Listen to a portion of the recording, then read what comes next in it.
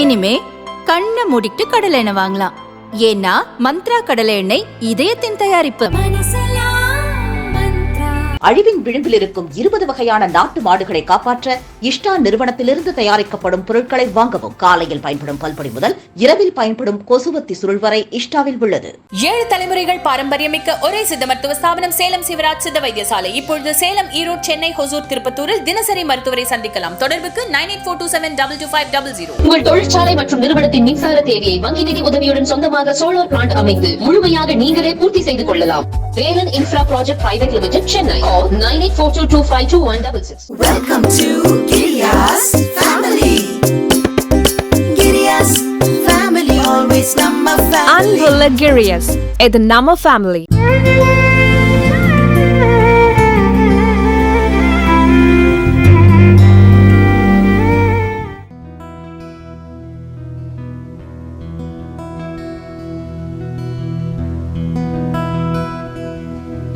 அற்புத கீர்த்தி வேண்டின் ஆனந்த வாழ்க்கை வேண்டின், அற்புத கீர்த்தி வேண்டின் ஆனந்த வாழ்க்கை வேண்டின், நற்பொருள் குவிதல் வேண்டின், நலமெல்லாம் பெருக வேண்டின், கற்பக மூர்த்தி தெய்வ கடஞ்சிக திருக்கை என்று பொற்பதம் பணிந்து பாரீர், பொய்யில்லை கண்ட உண்மை விநாயகா சரணம் சரணம் சரணம். வீழ்ச்சிகுரு தமிழகத்தில் எழுச்சி வேண்டும், வீழ்ச்சிகுரு தமிழகத்தில் எழுச்சி வேண்டும், விசையொடிந்த தேகத்தில் வன்மை வேண்டும், சூழ்ச்சிதனை வஞ்சகத்தை பொறாமை தன்னை, சூழ்ச்சிதனை வஞ்சகத்தை பொறாமை தன்னை தொகையாக எதிர்நிறுத்தி தூள் தூளாக்கும் கால்சிந்த மரச்செயல்கள் அறவும் வேண்டும், கடல் போல செந்தமிழை பெருக்க வேண்டும் என்கின்ற தமிழ்த்தாயின் திருவடிகளை வணங்கி, குரோத ஆண்டு, இந்த ஆண்டுக்கு பெயர் குரோத ஆண்டு. நம்ம குரோத ஆண்டில் ஒரே ஒரு உறுதிமொழி எடுத்துப்போம், விரோதமே இல்லாமல் இந்த ஆண்டை நடத்துவோம். காலையில் குளிச்சுட்டு எல்லோரும் சுவாமிகிட்ட வருவீங்க. சாமிக்கு அக்கார அடசல், பொங்கல், புளியோதரை, வடை, சுண்டல் வச்சு நைவேத்தியம் பண்ணணும்னு அவசியம் இல்லை. குக்கரில் வெந்த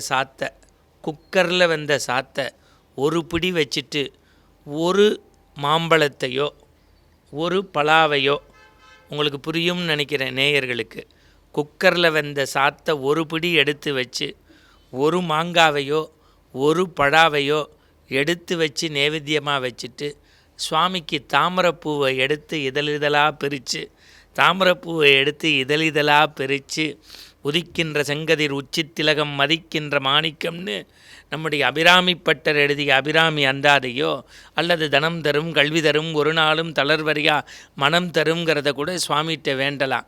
ஆனால் இன்றைக்கி வேண்டும்போது தாமரையால் அர்ச்சனை பண்ணி, படாப்பழத்தால் மாங்காவால் நைவேத்தியம் பண்ணி, குக்கரில் வச்ச சாத்தை நைவேத்தியம் பண்ணி காக்காக்கி வச்சா எனக்கு மட்டுமல்ல தமிழ்நாட்டுக்கே நல்லதுன்னு நான் நினைக்கிறேன். புரிஞ்சவங்க புரிஞ்சுக்கங்க, புரியாதவங்க யோசிச்சு செய்யுங்க. என் அன்புக்குரியவர்களே, இந்த குரோத ஆண்டில் விரோதமில்லாமல் நடக்கக்கூடிய இந்த சமூகத்தில் ஒரு அற்புதமான நிகழ்வை நம்முடைய குரு சேனல், சாணக்கியாவினுடைய அங்கமாக இருக்கக்கூடிய குரு சேனல் திட்டமிட்டு செய்திருக்கிறார்கள். ஓஷோ எழுதுகிறார், life is the festival, celebrate it. Life is the festival, celebrate it. வாழ்க்கை என்பது ஒரு திருவிழா, கொண்டாட கற்றுக்கொள்ளுங்கள். வாழ்க்கை என்பது திருவிழா, கொண்டாட கற்றுக்கொள்ளுங்கள். என்னை பொறுத்தவரை தமிழகத்தினுடைய திருவிழாக்களின் பெருவிழாவாக இருப்பது சித்திரை பெருவிழா.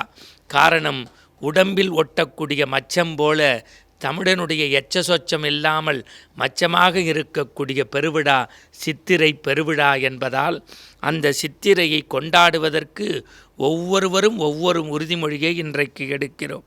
சில பேர் பிக்பாஸை தவறாமல் பார்க்க வேண்டும் என்று நினைப்பார்கள். சில பேர் பாண்டியன் ஸ்டோரில் உள்ளத்தை பறிகொடுப்பார்கள்.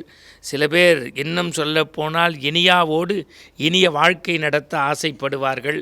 சில பேர் ஐபிஎல் மேட்சை பார்ப்பார்கள். சில பேர் சியர்ஸ் கேர்ளினுடைய ஆட்டத்தை புத்தாண்டில் தவறாமல் பார்ப்பார்கள். ஆனால் இத்தனைக்கும் மத்தியில் சமூக அக்கறையோடு, சமூக பொறுப்புணர்வு, பொதுநலத்தோடு ஒரு அற்புதமான ஆரோக்கிய பட்டிமண்டபத்தை வழங்கக்கூடிய சாணக்கியாவினுடைய குருவிற்கு 1000 கோடி நமஸ்காரங்களையும் நன்றிகளையும் கைத்தட்டி வாழ்த்துக்களாக பதிவு செய்ய கடமைப்பட்டிருக்கிறேன்.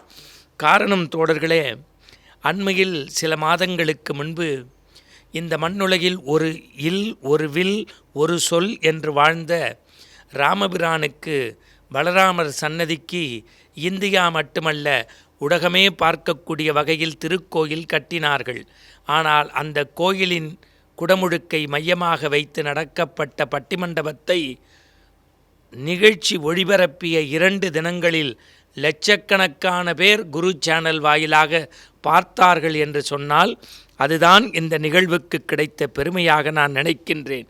எனவே சமூகத்திற்கு பொழுதுபோக்கு நிகழ்ச்சிகளை தருவதற்கு 1000 ஊடகம் இருந்தாலும் சமூகத்தினுடைய பழுதுபோக்கக்கூடிய நிகழ்ச்சிகளை தரக்கூடிய உண்மையின் உரைகளாக விளங்கக்கூடிய சாணக்கியாவையும் குருவையும் நேயர்கள் சார்பாக வாழ்த்துவதற்கு கடமைப்பட்டிருக்கின்றேன்.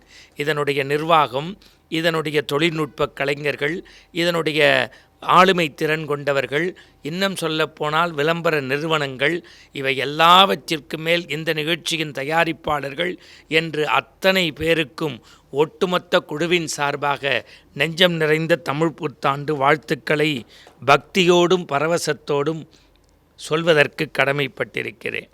எல்லாம் சரிதான். என் தங்கை சிந்துஜா என்ன சொல்லுவாங்க, முதல்ல புத்தாண்டுனா என்னன்னு நீங்கள் சொல்ல வேண்டாமான்னா அப்படின்னு கேட்பாங்க. உங்களுக்கு தெரியும், இந்த புத்தாண்டில் என்னை பொறுத்தவரை 10 ஆண்டில் செய்ய வேண்டியதை இந்த புத்தாண்டில் செய்ய வேண்டும் என்று நாம் நினைக்க வேண்டும். இல்லை என்றால் நேயர்கள் கூட நினைக்கலாம், 10 ஆண்டு இந்த தேசத்துக்கு செய்தவர்களை நினைவு கூட இந்த புத்தாண்டில் நினைத்து காரியத்தை தொடங்கலாம். இதுவும் பல பேருக்கு புரியும் என்று நினைக்கிறேன். 10 ஆண்டு செய்ததையும் நினைவு கொள்ளலாம், அல்லது இந்த புத்தாண்டில் அடுத்த 10 ஆண்டு செய்ய வேண்டிய காரியத்தையும் நினைவு கூறலாம் என்று நான் நினைக்கின்றேன். ஆன்மீக அன்பர்களே, நம்முடைய குரு தொலைக்காட்சியை பொறுத்தவரைக்கும் பாரம்பரியத்தையும் பண்பாட்டையும் பின்னி பிழைந்து நடத்தக்கூடிய நிகழ்ச்சிகளின் மையம் என்பதால் இந்த புத்தாண்டு ஏன், எதற்கு, எப்படி என்று நம் மண்டைக்குள் கேள்விகளால் ஒரு வேள்வி செய்ய வேண்டிய நேரம். பொதுவாக புத்தாண்டில் என்ன பண்ணுவாங்க, நம்முடைய பாரம்பரிய பெருமக்கள் ஒரு தட்டு நிறைய மாப்பழா வாழை இவற்றின் ஒரு பகுதியை வைத்து, சொர்ணம் என்கின்ற தங்கத்தை வைத்து, கொஞ்சம் பணத்தை வைத்து, முகம் பார்க்கும் கண்ணாடியை வைத்து, வெற்றிலை பாக்கு வைத்து, அதிகாலை எழுந்தவுடன் கண்ணாடியில் முகம் பார்த்து கனிவோடு இறைவனை வழிபட்டு புத்தாண்டை கொண்டாடுவார்கள். இன்னும் நம்முடைய அண்டை மாநிலமான கேரளாவில் எல்லா திருக்கோயில்களிலும் விஷுக்கனி காண்பது என்று கனிகண்டு காரியத்தை தொடங்குவார்கள். நீங்கள் கேட்கலாம், எதற்கு கண்ணாடியில் முகம் பார்க்க வேண்டும்? கடவுளின் முகம் பார்க்கலாம், தாய் தந்தையின் முகம் பார்க்கலாம், குருவினுடைய திருவடி மாத்ருதேவோபவ பிதுர்தேவோபவ குருதேவோபவ தேவதேவோபவ என்று சொல்லக்கூடிய குருவின் முகம் பார்க்கலாம். கண்ணாடியில் முகம் பார்க்கதால் என்ன நன்மை? அந்த கண்ணாடியில் நம்முடைய முகம்தான் தெரியும். அதில் என்ன அர்த்தம் என்றால், ஒவ்வொருவனுக்குள்ளும் ஒரு கடவுள் ஒளிந்திருக்கிறான், அந்த கடவுளை ஆண்டு முழுவதும் நடமாடச் செய் என்பதை குறிப்பால் உணர்த்துவதுதான் இந்த புத்தாண்டு. இந்த புத்தாண்டில் கண்ணாடியை பார்த்து கனிவுடன் ஆண்டவனை வழிபட்டு பக்தியோடும் பண்பாட்டோடும் ஒரு பட்டிமண்டபத்தை படைக்கக்கூடிய குருவிற்கு 1000 கோடி நமஸ்காரங்களை கைத்தட்டலால் காணிக்கையாக்குகின்றேன். இப்போ பக்தி எப்படி இருக்குங்கிறத ஒரு சின்ன எக்ஸாம்பிள் சொல்கிறேன். நம்ம சென்னையின், உங்களுக்கு தெரியும், தமிழ்நாட்டினுடைய தலைநகரம். அங்கே பிரசித்தி பெற்ற ஆலயங்கள் மாங்காடு இருக்குது, திருவேற்காடு இருக்குது, பார்த்தசாரதி கோவில் இருக்குது, அறுபடை வீடு இருக்குது, கேட்டவருக்கு கேட்ட வரங்களை தரக்கூடிய கபாலி இருக்கிறது, மயிலை கையிலையே மயிலையே கையிலைம்பாங்க. அங்கே பிரதோஷத்துக்கு பிரதோஷம் அடியேன் போவேன். அங்கே ஒரு மாமி சிவனை கரைத்து கொள்வார்கள் தன்னை. நமச்சிவாய வாழ்க, நாதன் தாழ் வாழ்க, இமைப்பொழுதும் என் நெஞ்சில் நீங்காதான் தாழ்வாழ்க, கோகலி ஆண்ட குருமனிதன் தாழ்வாழ்கன்னு. தொடர்ந்து அந்த மாமியை நான் ஒரு 3 மாதம் பார்த்தேன். 4ஆவது மாதம் நானே தாங்காமல் சொன்னேன், மாமி சாமி அங்கே இருக்குது, நீங்கள் ஏன் இங்கேயே பார்க்குறீங்கன்னு. அது தெரியுண்டா அம்பி, மாமா வாங்கி கொடுத்த செருப்பு அங்கே தான் இருக்குங்கிறாங்க. கோவிலை பற்ற துறக்கிறதுக்காக போகிறோம், ஆனால் செருப்பு மேலே உள்ள 300 ரூபா பற்ற துறக்காமல் சிவனை பார்க்க வேண்டிய விழிகளால் செருப்பை பார்த்தே சிவபுராணம் சொல்கின்றோம். இது வருத்தம் என்றாலும் கூட பக்கத்தில் இருக்க மாமி சொன்னது, இது தெரிஞ்சுதான் நான் கையில் செருப்பை போட்டு எடுத்துகிட்டே வந்துட்டேன்னாங்க. இது அதை விட மோசம். என் அன்புக்குரியவர்களே, நம்ம ஊரில் விளக்கு பூஜைன்னு நடக்கும். நான் சாரதா சக்தி பீடத்தில் நடக்கக்கூடிய விளக்கு பூஜையோ, மாங்காடோ, திருவேற்காடோ, சமயபுரமோ அல்லது அற்புதமான நம்முடைய கேட்டவருக்கு கேட்ட வரங்களை தரக்கூடிய கற்பக ரச்சாம்பிகை குடியிருக்கக்கூடிய தஞ்சாவூருக்கோ நான் போயிருக்கும்போது விளக்கு பூஜை 2 சகோதரிகளை வச்சு தைரியமாக சொல்வேன். அவ்வளோ பக்தியோடு பெண்கள் கொண்டாடுவாங்க. பெரிய பெட்ஷீட்டு விரிச்சிருப்பாங்க, அது மேலே உட்காந்துன்னு இருப்பாங்க. என் தங்க கட்டின்னு இருக்க மாதிரி ஒரு 4 விரக்கால பட்டுப்புடவை, வீட்டில் போட்டிருக்க நகையெல்லாம் வெளியில் போட்டு எல்லாம் பண்ணி இப்படி விளக்கு இருக்கும். விளக்குக்கு பக்கத்தில் வெத்தலை கீழே இருக்கும், கையில் குங்கும டப்பா இருக்கும். உள்ளேந்து சிவாச்சாரியார் தொடங்கலாமா, மந்திரம் சொல்ல சொல்ல குங்குமம் போடுங்கோ, சிவாய நம, சிவசக்தியே நம, இச்சாசக்தியே நம, சொர்ணரூபிணியே நம. ஏண்டி மங்களம், உனக்கு ஒன்று தெரியுமோ? போன தடவை விளக்கு பூஜைக்கு 750 ரூபா கட்டினோம். சாத்துக்குடி பெருசாக இருந்தது, லட்டு பெருசாக இருந்தது, சில்வர் டப்பா கொடுத்தா. இப்போ பார்த்தியோ ஐயருடைய குடிமி மாதிரி இத்தனூண்டாக இருக்குது. எவன் பொருளாளர்னு தெரியல. சாத்துக்குடி வடங்கி போயிருக்கு, லட்டு இத்தனூண்டாக இருக்குது, டிஃபன் பாக்ஸுக்கு பதிலாக பிளாஸ்டிக் கொடுத்துருக்கான். இந்த பொருளாளருக்கு சுவாமி தான் கூலி கொடுக்கணும். எங்கே விளக்கு பூஜையில் இந்த பக்தியையும் நான் சுட்டி காட்ட தான் வேண்டும். இப்போ உடனே பெண்கள் கேட்பீங்க, வெறும் பெண்களாக குறை சொல்கிறீங்களே, ஆம்பளை எல்லாம் சரியா? ஏன், ஒரு மண்டல விரதம் இருப்பான் நம்மால். 48 நாள் காவி உடுத்தி கமண்டலம் ஏந்தாத இடைக்கால சந்நியாச வாழ்க்கை சபரிமலைக்கு. பாத யாத்திரை கல்லும் முள்ளும் காலுக்கு மெத்தை, குண்டும் குழியும் கண்ணுக்கு வெளிச்சம் என்று பொய்யின்றி மெய்யோடு நெய் கொண்டு போவான். பம்பேல குளித்து இருமுடியை எடுத்து, சுவாமி சரணம் ஐயப்பா, அறிந்தும் அறியாமலும் தெரிந்தும் தெரியாமலும் நாங்கள் செய்த சகல குற்றங்களையும் பொறுத்து காத்து ரட்சித்து அருள் புரிய வேண்டும், சத்தியமாய் 18ஆம் படி மேல் வாடும் ஹரிகரசுதன் ஆனந்த சித்தன் ஐயன் ஐயப்ப சுவாமியே சரணம் ஐயப்பான்னு இருமுடியை தூக்கி அங்கே இருக்கக்கூடிய பம்பா கணபதியும் ஆஞ்சநேயரையும் வழிபட்டு நடக்கும்போது 10 அடி நடந்தோன்னே மறக்காமல் மரத்துக்கு பின்னாடி சிகரெட்டை பற்ற வைப்பார். பத்திரத்துக்கு நெருப்பு இருக்காது. இன்னொரு சாமிகிட்ட கேட்கும், சாமி சரணம் அப்படின்னு. அவர் நெருப்பு கொடுத்தோன்னே இவர் அவருக்கு நன்றி சொல்வார், சுவாமி சரணம்னு. 2 கோடி பேர் போகிற மலையில் 2 பேர் செய்கிற தப்பு அப்போ எத்தனை பேரை இந்த வழிபாட்டில் கொச்சைப்படுத்தி காட்டி விடுகின்றது. இந்த வழிபாடு குறித்தும் பக்தி குறித்தும் பண்பாடு குறித்தும் சிந்திக்கின்ற போது என் கண்முன்னே வந்து போவது 64வது நாயன்மாராக இருந்த வாரியார் சுவாமிகள். ஒத்த வரியில் சொல்லுவார், யானையின் பலம் தும்பிக்கை, மனிதனின் பலம் நம்பிக்கை. ஒரே வரியில் முடிச்சுருவார். யானையின் பலம் தும்பிக்கை, மனிதனின் பலம் நம்பிக்கை. அப்போ இந்த பக்தி அப்படிங்கிற ஒத்த சொல்ல எடுத்தோம்னா அதுக்கு அடிப்படையாக அஸ்திவாரமாக இருக்க வேண்டியது எதுன்னா நம்பிக்கை. ஆங்கிலத்தில் ஃபெய்த்தும்பாங்க.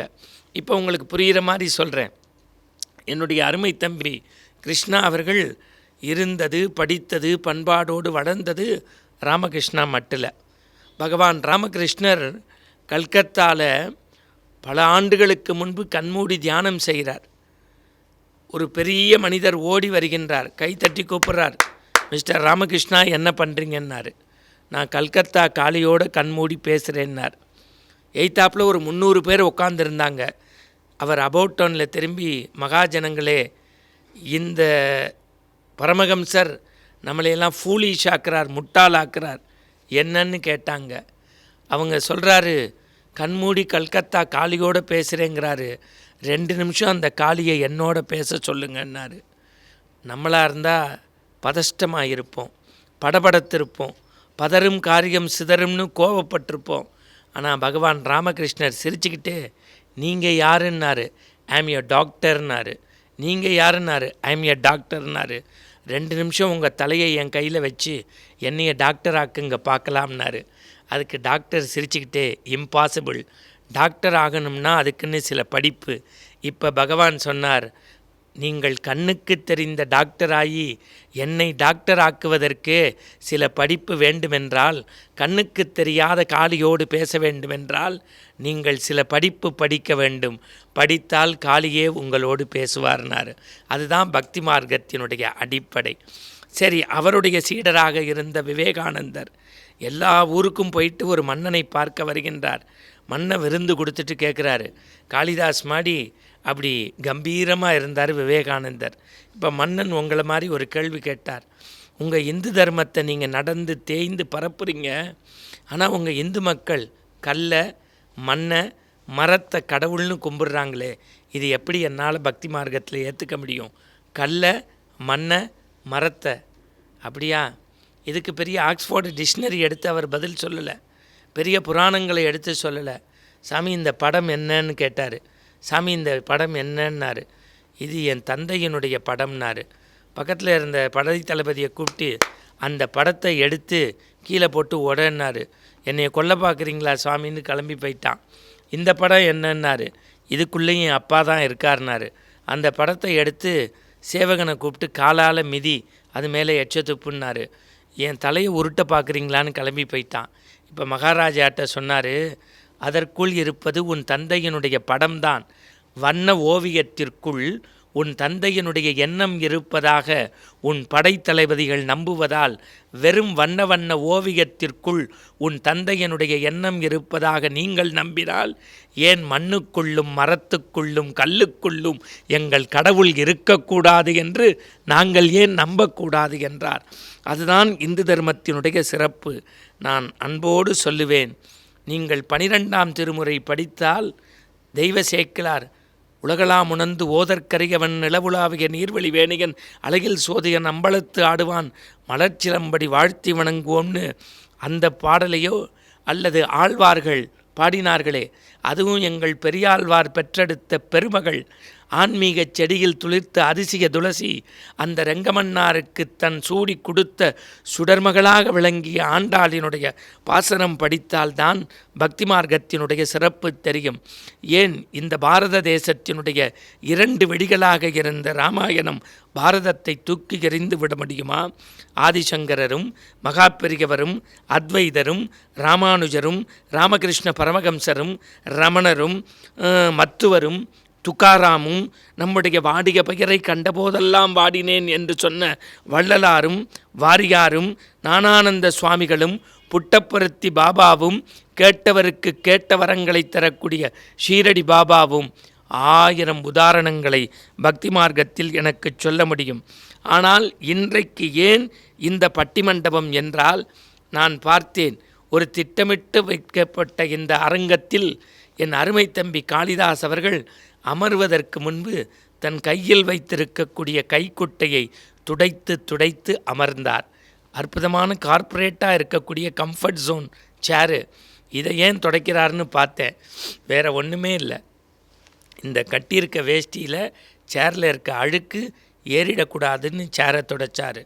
என் அருமைக்குரிய அன்பு தங்கை இன்றைக்கு இந்த படப்பதிவுக்கு வருகின்ற போது இங்கேயே ஒரு முறை நீராடி விட்டு வருகின்றேன்னு க்ரீன் ரூம் போனாங்க. அந்த எல்லாம் முடிச்சுட்டு இங்கே உள்ள அட்மினிஸ்ட்ரேஷன் இன்சார்ஜை பார்த்து கண்ணாடியில் முகம் சரியாக தெரியலன்னாங்க. உடனே தம்பி சொன்னார், கண்ணாடியை வச்சு துண்டால் தொடச்சிருங்க, முகம் பிரைட்டாக தெரியும்னாங்க. இப்போ பாருங்கள், எல்லாம் முடிஞ்சு நாங்கள் அறைக்குள்ளே வந்தோம். உடனே ஒரு ஈரத் துணியை போட்டு இங்கே மாபு துடைக்கிற அடிப்படை பணியாளர் இந்த ஸ்டூடியோவுடைய தரையை துடைச்சாங்க. ஏன்னு அழுக்கு போகணும்னு.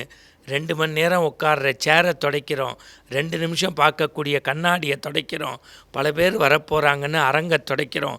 நம்ம மனசை துடைக்கிறதே இல்லைங்கிறதுக்கு தான் பக்திங்கிற நல்ல தலைப்பை கொடுத்து குரு சேனல் இந்த புத்தாண்டில் மனதை துடைப்பதற்காக இந்த பட்டிமண்டபத்தை திட்டமிட்டு ஏற்பாடு செய்திருக்கிறார்கள். வள்ளலார் சொன்ன பசித்திரு தனித்திரு விழித்திரு என்பதை பட்டிமண்டபத்தில் புதுமையாக புகுத்த நினைத்திருக்கிறார்கள். நான் சொல்கின்றேன், மரத்திற்கு மரம் தாவுகின்றது வேண்டுமானால் குரங்காக இருக்கலாம். மனிதன் நம்பிக்கையோடு மதத்திற்கு மரம் தாவக்கூடாது. ஒரு கடவுளை, ஒரு குலதெய்வத்தை, ஒரு இஷ்ட தெய்வத்தை சிக்கனை பிடிச்சிக்கணும். இப்போ ஒரு கல்யாண வீட்டுக்கு போகிறோம், தலவாழை இலையில பந்தி போட்டிருக்காங்க, எல்லாம் சாப்பாடு பரிமாறிட்டாங்க. என் இலையில லட்டு சின்னதாக இருக்குது, இவர் இலையில பெருசாக இருக்குது. என் தங்க இலையில அப்பெல்லாம் பெருசாக இருக்குது, என் இலையில சின்னதாக இருக்குது. அப்போ என் இலையில சாப்பாடு, இவர் இலையில லட்டு, இவர் இலையில அலுப்பலாத்துக்கு நான் கை நீட்ட முடியுமா? அது எவ்வளவு அசிங்கமோ அதுபோல் கடவுளுக்கு கடவுள் தாவுவது அசிங்கமான செயல். கடவுளை நம்பிக்கையோடு காதலாகி கண்ணீர் மல்கி கசிந்துருகி சிக்கன பற்றி கொண்டால் நம்முடைய வாழ்க்கையில் உய்யலாம். அதில் எவ்வளவு பண்பாடு வேண்டுமென்றால், இன்றைக்கி கூட கடவுள்கிட்ட போனோன்னு 10 விஷயம் கேட்போம். நான் நல்லா இருக்கணும், என் புருஷன் நல்லா இருக்கணும், என் குழந்தை நல்லா இருக்கணும், என்னுடைய வீட்டுடைய பேங்க் பேலன்ஸ் ஏறணும், நான் ஸ்கூட்டர்லேருந்து காருக்கு மாற்றணும். எல்லாம் பண்ணால் பழனி முருகனுக்கு வீட்டுக்காரரை மொட்டை அடிக்க சொல்கிறேன், இல்லை கீழ் திருப்பதியிலேருந்து மேல் திருப்பதிக்கு வர சொல்கிறேன், இல்லைன்னா சமயபுரத்தில் வந்து வேப்பிலையை இடையில கட்டி சுத்த சொல்கிறேன். இத்தனையும் நீங்கள் வேண்டிப்பீங்க, தப்பு இல்லை. ஆனால் இந்த குரு சேனலில் சாணக்கியா சமூகத்தினுடைய அவலத்தை போக்கி சங்கடத்தை நீக்கி சத்தான செய்திகளை சொல்கின்ற சாணக்கியாவில் இப்படி ஒரு பண்பாட்டு உறுதிமொழி எடுத்துக்கொள்வோம். கடவுளிடத்தில் இனி அது வேண்டும் இது வேண்டும் என்று கேட்காதீர்கள். காரணம், கேட்டால் நம்முடைய தகுதிக்குத்தான் கேட்க தெரியும். கடவுளாக கொடுத்தால் அவருடைய தகுதிக்கு கொடுப்பார். எனவே கொடுக்கின்ற கடவுளில் கூட ஏடிஎம் மிஷினை போல உங்கள் உள்ளத்தை சுருதாக்கி கேட்பதை நிறுத்திவிட்டு உள்ளம் பெரிதினும் பெரிதிகள் நம்முடைய உள்ளுவதெல்லாம் உயர்வுள்ளல் என்று சொல்வதைப் போல இன்று புதிதாய் பிறந்தோம் என்கின்ற பாரதியின் வைரவரிகளை இதயத்தில் தாங்கி குரு சாணக்கியா சேனல் படைக்கக்கூடிய இந்த தமிழ் புத்தாண்டு பட்டிமண்டபம் பக்தியையும் பண்பாட்டையும் வளர்ப்பதில் முன்னிற்பவர்கள் பெண்களா ஆண்களா என்பதே தலைப்பு. அடிக்கடி நான் பேசும்போது என் சகோதரி கண்மூடி திறந்தாங்க. அதுக்கு என்னம்னா 30 நாளில் 40 பட்டிமன்றம் பேசுகிற ஒரே சகோதரி அவங்க தான். அவங்க பேசாத மேடை இல்லை. நேற்றைக்கு மாலை ஹரிகதா முடிச்சுட்டு வந்திருக்காங்க. அது பாம்பே தமிழ்ச்சங்கம், டெல்லியாக இருக்கலாம், கல்கட்டா இருக்கலாம், எங்கே போனாலும் பேசக்கூடிய அவர்கள் பாண்டேசாருடைய அன்புக்காகவும் குரு சேனலினுடைய நேசத்திற்காகவும் மணிகண்டன் மீது வைத்திருக்கக்கூடிய மரியாதைக்காகவும் கேட்ட பொழுதில் எல்லோரும் பணத்திற்காக பேசுவார்கள், ஆனால் என் தங்கை மனிதனுடைய மனத்திற்காக பேசக்கூடிய அன்பை பெற்றிருக்கக்கூடிய அந்த நல்ல தங்காய் இசைவாணி, பாரம்பரியமும் பண்பாடும் இணையப் பெற்ற குடும்ப பின்னணியில் தோன்றியவர். அடுத்து வந்திருக்கின்றவர்கள் தேனி தந்த தங்கம், என்னுடைய அருமை தங்கை. நாளெல்லாம் புன்முகத்தோடு இருக்கக்கூடியவர்கள். கோவை என்னுடைய புகழ்வாய்ந்த கல்லூரியில் முனைவர் பட்ட ஆராய்ச்சியிலே இருக்கின்றார். சில பேருக்கு பேச்சு வரும், சில பேருக்கு பாட்டு வரும், சில பேருக்கு நடனம் வரும். ஆனால் இவர்கள் பேசுவார்கள், ஆடுவார்கள், பாடுவார்கள், விட்டால் இறங்கி உங்கள் இதயத்தை திறப்பதற்கு ஓடுவார்கள்.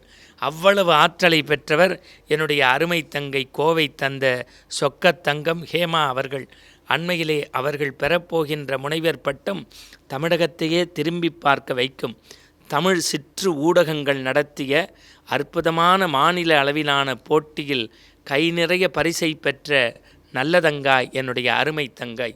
அடுத்த தலைமுறைக்கு பேச்சு உலகில் ஒரு பாரதி பாஸ்கரைப் போல, ஒரு வழக்கறிஞர் சுமதியைப் போல, ஒரு டாக்டர் சுதா சேஷையனைப் போல வார்த்தைகளை எடுத்தண்ணி ஊசியில் பாசி கோப்பதைப் போல கோத்து தமிழ்த்தாய்க்கு மாலை சூட்டக்கூடிய என் நல்லதங்காயையும் நம்முடைய குரு சேனல் சார்பாக வரவேற்பதில் மகிழ்ச்சி அடைகின்றேன்.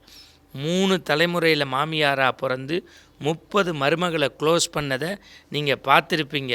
அது ஒரு ஆண் உருவமாக எடுத்து உக்காந்துருக்கவர் தான் என் தம்பி கிருஷ்ணன். கிருஷ்ணன் அங்கே பார்த்து எல்லாருக்கும் ஒரு வணக்கத்தை சொல்கிறாப்புல நேயர்களுக்கு. ராமகிருஷ்ணா மடத்தில் எடுத்தண்ணி படித்த பண்பாட்டுடைய பிள்ளை. இன்னும் சொல்லப்போனால் இப்பொழுது தமிழகத்தினுடைய புகழ்வாய்ந்த சாதாரண மனிதர்களையும் இறைநெறியில் ஒழுக்கத்தோடு நன்னறியோடு நடத்தக்கூடிய ஆதிபராசக்தியினுடைய அருமை பீடத்தினுடைய கல்வி சாலையில் ஆசிரிய பணியே அறப்பணி என்று ஆற்றக்கூடிய நல்ல தம்பி. இறைவன் தந்த குரல் வளம், சிந்தித்து சிந்தித்து வார்த்தைகளை சொல்லக்கூடிய ஒரு ஆற்றல் பெற்றவர். ஒரு குற்றாலத்தில் குளித்திருப்பீர்கள், ஒரு குற்றாலம் பேசுவதை நீங்கள் இன்றைக்கு கேட்க இருக்கிறீர்கள். அவர்தான் என்னுடைய அருமை தம்பி நெஞ்சமெல்லாம் நிறைந்திருக்கக்கூடிய கிருஷ்ணனை பற்றி கூடுதலாக ஒரு வார்த்தை வள்ளுவன் சொல்வான், குழலினிது யாழினிது என்பதன் மக்கள் மழலைச் சொல் கேளாதவர். அதாவது யாருடா குழந்தைங்களை வியந்து சொல்ல மாட்டான்னு, இந்த குழல் சத்தம் யாழ் சத்தம் கேட்டவன் தான் இந்த சொல்ல கேளாதவன்னு. கிருஷ்ணனுடைய பேச்சை கேட்காதவர்கள்தான் குழலும் யாழும் இனிது என்பார்கள். கிருஷ்ணனுடைய பேச்சை கேட்டால் இரண்டையும் வெல்லக்கூடிய பேச்சு என்பார்கள். அடுத்து பட்டிமண்டபத்தில் இறுதியாக உங்களிடத்தில் உறுதியாக உரக்க பேசுவதற்கு உரத்த சிந்தனையோடு வந்திருப்பவர் கடலூர் தந்திருக்கக்கூடிய நன்முத்து காளிதாஸ் அவர்கள். அவர்களுக்கு ஒரு அரங்கு நிறைந்த கைத்தட்டு. அண்மையிலே சின்ன சின்ன ஊடகங்கள் என்று சொல்லக்கூடிய தொலைக்காட்சி ஊடகங்கள், யூடியூப் தொலைக்காட்சிகள் பரவலாக வந்து போகக்கூடியவர். ஆண்டுக்கு ஒரு முறைதான் தீபாவளியில் புஸ்வானம் வரும்.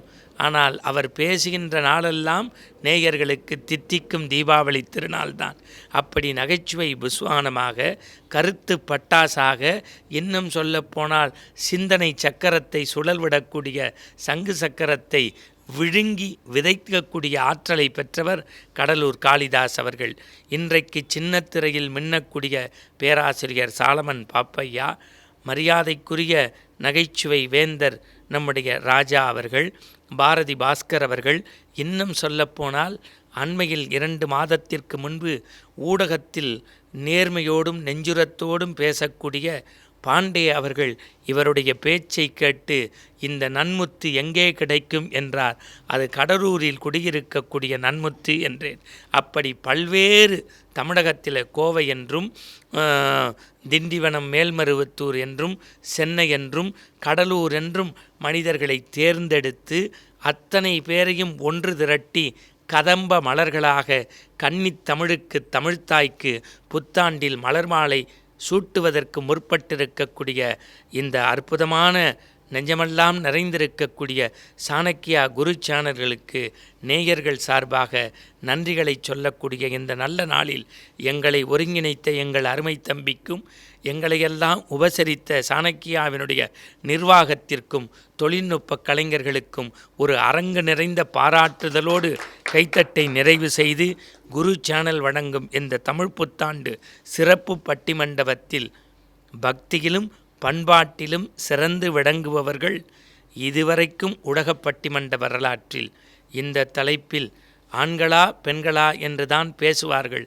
ஆனால் நாங்கள் பிரதமர் சொல்வதையே இதயத்தில் தாங்கி நடப்பது என்பதால் பெண்மைக்கு முன்னுரிமை தருவதற்கு, பெண்மை வாழ்கவென்று கூத்திடுவோமடா என்று சொல்வதற்கு பாராளுமன்றத்தில் சட்டம் போட்டு நிறைவேற்ற முடியாததை இன்றைக்கு பட்டிமண்டபத்தில் நிறைவேற்றி 50% பெண்ணுக்கும் தந்திருக்கிறோம். இங்கே 2 ஆண்னா இங்கே 2 பெண். அந்த பெண்மையினுடைய தன்மையாக பெண்மையினுடைய அணி தலைமையேற்று உங்கள் இதயத்தை வடம் பிடித்து இடம் பிடிப்பதற்காக வருகின்றார் என் அருமை தங்கை சிந்துஜா. உங்கள் பாராட்டுதலோடு. விவசாயி, என்ஜினியர், அவங்க பசங்களுக்கு ஒரு best college AAA college of engineering and technology, Sivakasi. Counselling code 4680. Call 9944046643. Chanakya Guru நேயர்களுக்கு அற்புதமான இனிய தமிழ் புத்தாண்டு நல்வாழ்த்துக்கள். புத்தாண்டுனாலே நமக்கெல்லாம் தமிழ் புத்தாண்டு தானே. இந்த குரோத வருஷம் என்னுடைய அண்ணன் சொன்னது போல விரோதமில்லா மனப்பாங்கோடு அன்பு, அரவணைப்பு, கருணை இவற்றோடு ஒருங்கிணைந்த ஒரு வாழ்க்கையாக ஒவ்வொருவருடைய உள்ளத்திலும் மலர நம்முடைய அன்பு பிரார்த்தனைகளை இறைவனிடத்தில் வைப்போம்.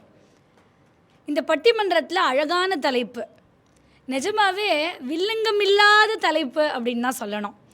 பக்தியையும் பண்பாட்டையும் பெரிதும் வளர்ப்பவர்கள் பெண்களா ஆண்களா? என்னம்மா குரோத வருஷம் இல்லை, ஆரம்பத்திலே வில்லங்க வேண்டாங்கிறதுக்கு தான் இந்த தலைப்பு. அதாவது பெரிதும் வளர்ப்பவர்கள் அப்படிங்கிறதுலையே ஆண்களை நம்ம சண்டைக்கு இழுக்கலை.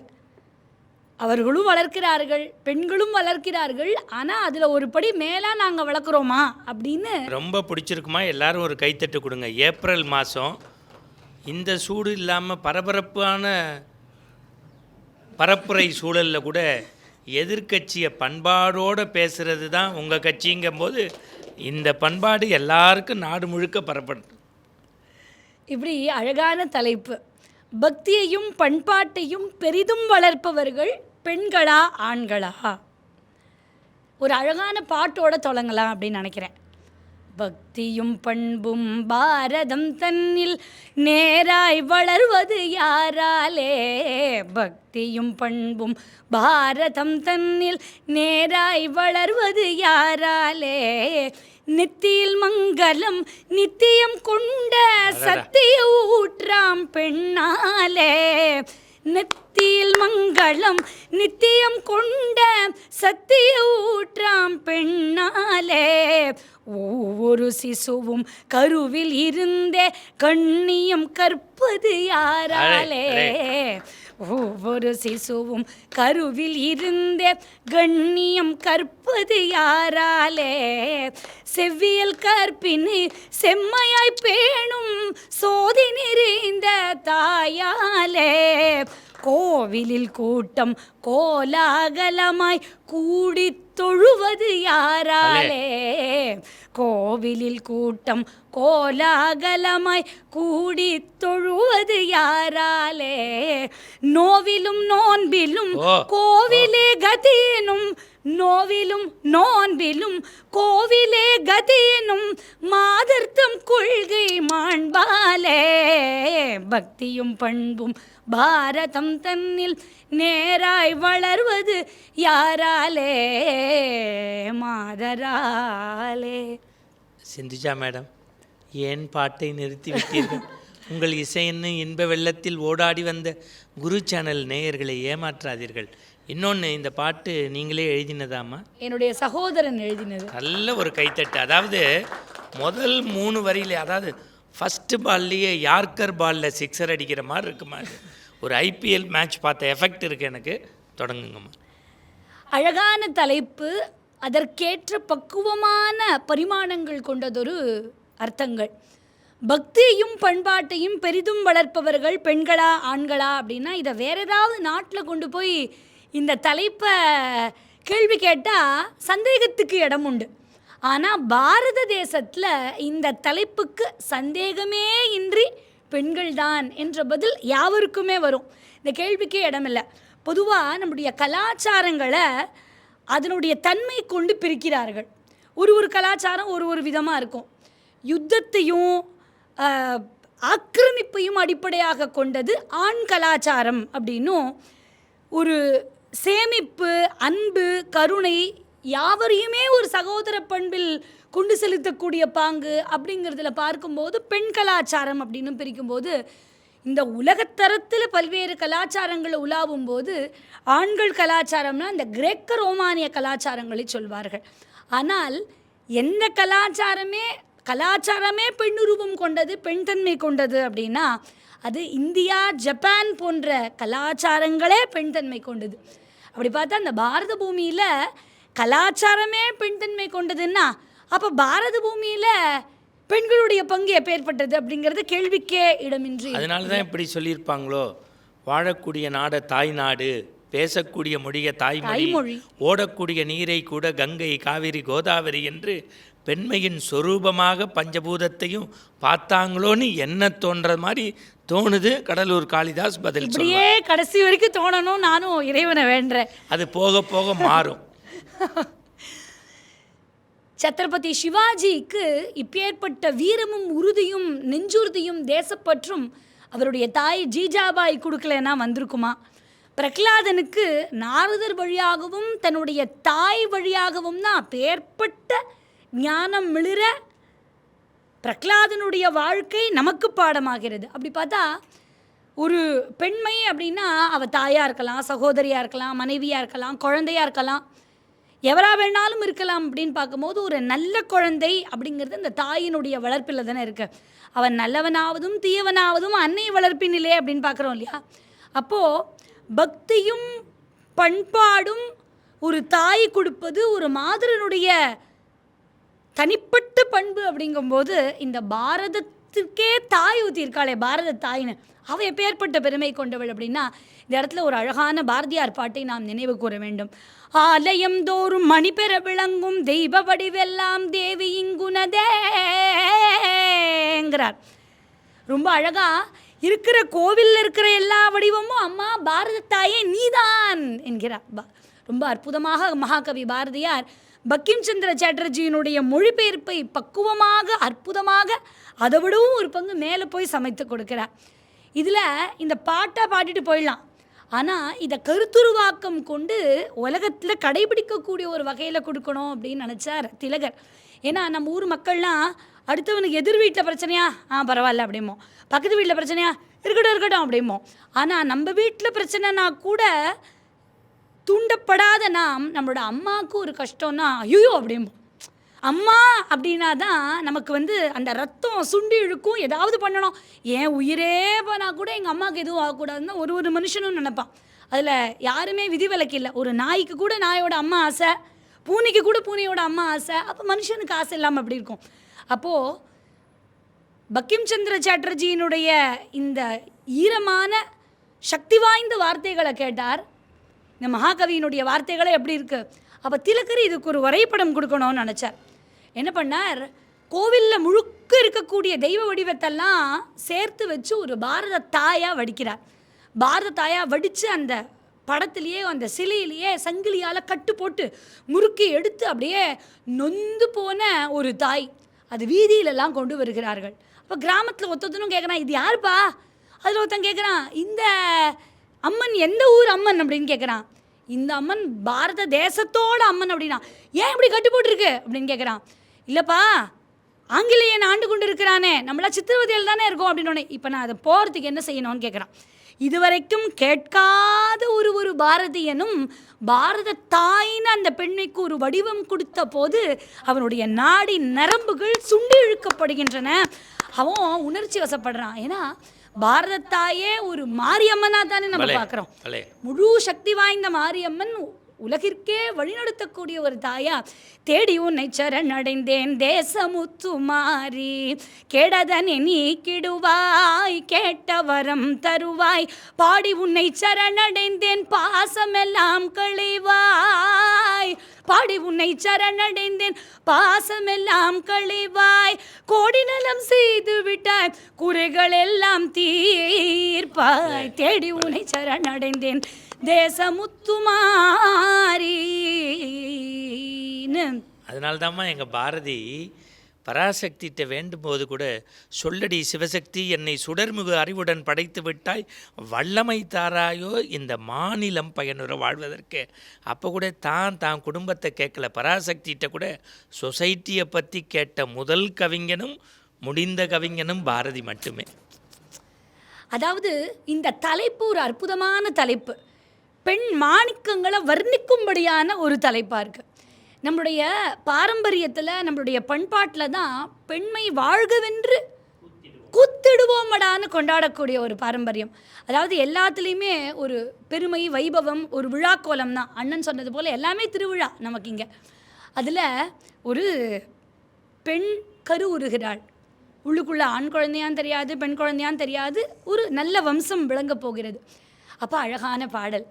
நாள் தள்ளி போனதென்று நாணமுடன் சொல்ல, நாடி பார்த்து மருத்துவச்சி நல்ல செய்தி சொன்னாள், 3 மாதம் முடியும் வரை மசக்கையில்லாளே, அவள் முன்னும் பின்னும் ஓடி ஓடி வாந்தி எடுத்தாள், 4, 5, 6, 7 மாதம் முடிந்ததும் அவள் மசக்கை தெளிந்து வயிறு தெரிந்து நடையும் நடந்தனள், மேலும் கீழும் மூச்சு வாங்கி மெல்ல நடந்தனள், முட்டி உதைக்கும் பிள்ளை தன்னை வயிற்றில் சுமந்தனள், ஆரிராரோ ஆரிராரோ ஆரிராரோ நாம் ஆனந்தமாய் பாடிடுவோம் ஆரிராரோன்னு.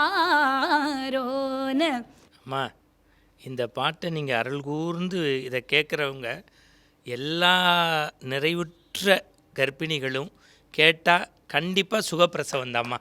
அதாவது திருக்கருகாவூரில் கருகாத்த அம்மன்னு ஒவ்வொரு மாதமும் குழந்தை வயிற்றில் நடக்கிறத பாடலாக பாடி கேள்விப்பட்டிருக்கேன் வெளிநாடாக்கல்ல. ஆனால் இன்றைக்கி ஒரு பெண்மையே அந்த பெண்மைக்குரிய மேன்மையை பாட்டு வடிவில் படித்த போது உண்மையிலுமே சொல்கிறேன், சரஸ்வதியினுடைய கடாட்சம் உங்களுக்கு முழுமையாக இருக்கணும்னு கடவுளை பிரார்த்தனை பண்ணிக்கிறேன். இப்படி ரொம்ப நுணுக்கமான பல்வேறு விஷயங்கள் கொண்டது தான் இந்த பெண்மை அப்படிங்கிறது இல்லையா? எல்லாத்துலேயுமே ஒரு வைபவம். நீங்கள் சொன்னது போல் இந்த ஒரு சீமந்தத்தில் ஒரு மசக்கையில் ஒரு பெண்ணுக்கு பாடும்போதும் அது ஒரு புதிய அனுபவமாக இருக்கும் எனக்கு. அப்படியே அது என்ன குழந்தைன்னு மனசுக்குள்ளேயே ஒரு கற்பனை வரைபடம் பண்ணி அந்த குழந்தை நல்லா இருக்கணுங்கிற ஒரு எண்ணம் ஒரு சீமந்தத்தில் இந்த பாடலை பாடும்போதும் எனக்கு ஒரு தினமும் துவனிக்கும். இப்படி நம்ம வீட்டு ஒரு சின்ன கிராஸ் டாக்குங்க. நீங்கள் எடுத்தோடனே பிள்ளை பேர் சீமந்தத்துக்கு வந்துட்டீங்க. கல்யாணம்னு ஒன்று இருக்கும்ல, கல்யாணத்தில் வந்தவங்களெல்லாம் உபசரித்து பாட்டு பாடி ஏதாவது சாப்பாடு போட்ட பண்பாடு உண்டாமா? அதுக்கு என்ன, நிறையா இருக்குது. நான் என்ன நினச்சேன், இப்போ தான் அந்த குழந்தை பிறந்திருக்கு, அது பூ பெய்தணும், அதுக்கப்புறம் கல்யாணம்னு நான் நினச்சேன். இப்படி அற்புதமானது ஒரு பாரம்பரியம் நம்மளுடைய பாரத தேசத்துக்கே உரித்தானது. நான் ஒரு இதுக்காகன்னு இல்லாமல் ஒரு ரிசர்ச் பண்ண போது தான் ஆச்சரியமான ஒரு விஷயம். நம்ம நினைக்கிறோம் நம்ம ஊரில் தான் ஊஞ்சல் ஆட்டி கல்யாண பையனையும் பொண்ணையும் ஆட்டுறோன்னு. அதெல்லாம் இல்லை. ஒரிசாவில், பெங்காலில், விதவிதமாக இந்தோனேஷியாவில் கூட இந்த முறை இருக்குது. அப்படிங்கும்போது ரொம்ப ஆச்சரியமாக இருக்குது. இந்த ஊஞ்சல் வைபவத்தில் அந்த மணப்பெண்ணையும் மணமகனையும் ஆட்டி உற்றார் உறவினர் புடைசூழ அந்த ஆனந்த கழிப்பு இருக்கே, அதுக்கு ஒரு அளவே இல்லை. அந்த பையனை சுந்தரேஸ்வர பெருமானாகவும் அந்த பெண்ணை மீனாட்சியாகவும் கொண்டாடக்கூடிய பாரம்பரியம் நம்முடைய பாரத தேசத்துக்கே உரித்தானது. ரத்ன ஊஞ்சலில் ஆடினாள் பத்மாசுதனை பாடினாள், நவரத்ன ஊஞ்சலில் ஆடினாள் பத்மாசுதனை பாடினாள், முத்து சரங்கள் குலுங்கிட நவரத்ன மாலை அசைந்திட, சுற்றிலும் செடிகள் விளங்கிட நித்தமும் மதுராம்பிகே ரத்ன ஊஞ்சலில் ஆடினாள் பத்மாசுதனை பாடினாள்னு அழகான வைபவங்கள்லாம் நம்முடைய தர்மத்தில் தான் உண்டு. அண்ணன் இந்த தலைப்பை கொடுக்கும்போது ரொம்ப மனசுக்கு பிடித்த ஒரே ஒரு வார்த்தை எனக்கு ஃப்ளாஷ் ஆனது. அந்த பண்பாடு அப்படிங்கிறது என்னது அப்படின்னா, வைஷ்ணவ ஜனத்தோங்கிற பாட்டில் ரொம்ப அழகாக சொல்லியிருப்பார். பருதுக்கே உபகார் கரே தோயே, அடுத்தவனுடைய துக்கத்தை என்னுடைய துக்கமாக பார்க்கணும், அவனுக்கு என்னால் ஆன உதவியை செய்யணும். மன அபிமான நீரே வைஷ்ணவ ஜனத்தோ தேரே கியே ஜே பீடு பராயி ஜானீரே. நீங்கள் பாருங்கள், ஒரு ஆம்பளைக்கு கூட அடுத்தவனுக்கு கொடுக்கணுங்கிற எண்ணம் இருக்கும், இல்லைன்னு சொல்லலை. ஆனால் பெண்களுக்கு ரொம்ப ஜாஸ்தியாக இருக்கும். ஐயோ அவளுக்கு நாளைக்கு சிலிண்டர் வந்துடுமே, அவள் அந்த பணத்துக்கு என்ன பண்ணுவா, இந்தாடி என் வீட்டுக்காருக்கு தெரியாமல் வச்சுக்கோ அப்படின்னு நொழுத்துவா பக்கத்து வீட்டுக்காரிக்கு. அந்த ஒரு பாசமோ ஒரு தானம் செய்யக்கூடிய மனப்பக்குவம் ஆண்களுக்கு உண்டு. ஏன்னா என்னுடைய தம்பிகளை நான் விட்டு கொடுக்க முடியாது. அதனால் தானம் செய்யக்கூடிய மனப்பக்குவம் ஆண்களுக்கு உண்டு. இருக்கும் போதிலும் அதை எப்படி செய்யணும்னு ஒரு விதரணை தெரியாது. தேவையில்லாத இடத்துல போய் 25,000 நொட்ட வேண்டியது, கொடுக்க வேண்டிய இடத்துல 25 ரூபா கொடுக்க வேண்டியது, இதெல்லாம் பெண்களுக்கு தான் தெரியும். எந்த இடத்துல எப்படி கொடுக்கணும், புடவையாக கொடுத்தா வேலைக்காகுமா, நகையாக கொடுத்தா வேலைக்காகுமா, கேஷா இன் கைண்டா அப்படிங்கிறதெல்லாம் எப்படி எப்படி எப்படி எப்படி காயை நகர்த்தணும், எப்படி செய்முறை அப்படிங்கிறது எல்லாமே. அதனால்தான் பல்வேறு குடும்பங்களில் அம்மா இந்த நிகழ்ச்சி இருக்கேன் என்ன செய்யணும்னு கணவன் கௌரவமாக மனைவியை கேட்டுருவார். ஏன்னா நம்ம ஏதாவது எக்கு தப்பாக பண்ணி அதுக்கப்புறம் பின்னாடி பிரச்சனை வரதுக்கு முதலியே கேட்டுருவோம். சேர்த்த பணத்தை செலவு செய்ய சிக்கனமாக பக்குவமாக அம்மா கையில் கொடுத்து போடு செல்லக்கண்ணு, அவள் அதை 600 ஆக்கிடுவா செல்லக்கண். இந்த 5-6 பெட்டியே உங்களுக்காக தயார் பண்ணது தானே. அது மட்டும் இல்லை, ரொம்ப சமீபத்தில் என்னோட சித்தி வீட்டில் என்னாச்சு, டிமானிட்டைசேஷன் வந்த உடனே எங்கள் சித்தப்பா பணமே இல்லை அப்படின்ட்டாரு. பார்த்தா பொட்டி பொட்டியாக பணம் வருது. அந்த சித்தப்பா வீடு அட்ரஸை கொடுத்தா நானும் கொஞ்சம் வாங்கிப்பேம்மா. இப்படி இந்த பண்பாடு அப்படிங்கிறது எல்லாவற்றிலையுமே மிளிரும். வீரம் அப்படிங்கிறதும் ஒரு வகையான பண்பாடு. நீங்கள் கிட்டத்தட்ட ஒரு டிஃபன் போட்டு காஃபி கொடுத்து எல்லாம் முடிச்சிட்டிங்க. ஒரு ஃபுல் மீல்ஸை சொல்லி முடிச்சிங்கன்னா எனக்கு ரொம்ப திருப்தியாக இருக்கும். அதாவது பெண்கள்னாலே அன்னதாத்தா அப்படிங்கிறது போல அன்னம் பரமாறக்கூடியவர்கள் பெண்கள் அப்படின்னு. வள்ளலாருக்கு பயங்கர பசி வந்தது நமக்கு தெரியும். பயங்கர பசி வந்தபோது அவருடைய அன்னி வடிவத்தில் வடிவுடை தாயே அவருக்கு பசி ஆற்றினாள் அப்படின்னு பார்க்குறோம். அப்போது பெண்மை அப்படிங்கிறவ எல்லாவற்றுக்கும் கருணைக்கும் பேர் போனவ, ஒரு ஒரு ஒரு பசியார அனுசரணையாக இருக்கக்கூடியவள், ஒரு தர்மத்துக்கு. அதனால தான் தர்மபத்தினி அப்படிங்கிறோம். அவள் தர்மத்துக்கு கூட இருக்க போகிறா அப்படிங்கிறதால ஏதோ கல்யாணம் பண்ணிட்டு கூட இருக்க போகிறாங்கிறது இல்லை.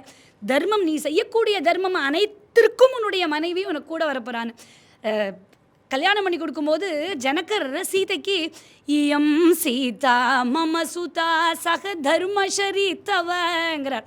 என்ன அர்த்தம்னா, இந்த சீத்தை எந்தன் மகள் உந்தன் பாங்கிற்கேற்றவள் சொல்லும்போது சொல்றார், ஒரு மிடுக்கோட சொல்றார். ஆனா அவருக்கும் தெரிஞ்சிருக்கு கல்யாணம் தண்ணிக்கு மட்டும்தான் அப்படி இருப்பா அப்படின்னு. இல்லை, ரொம்ப அற்புதமான ஒரு வார்த்தை இந்த இடத்துல ஜனகர் சொல்றார். பா, நீ பெரிய ஆள், ஓகே, ராமர் நீ பெரிய ஆள், ஆனால் உன்னை விட பெரிய ஆள் ஏன் பொண்ணு அப்படிங்கிற. ஏன்னா நீ கூட தத்தஸ்சு துவாதசே மாசே 12 மாதம் உங்கள் அம்மா வயத்துக்குள்ளே இருந்து வெளில வந்த.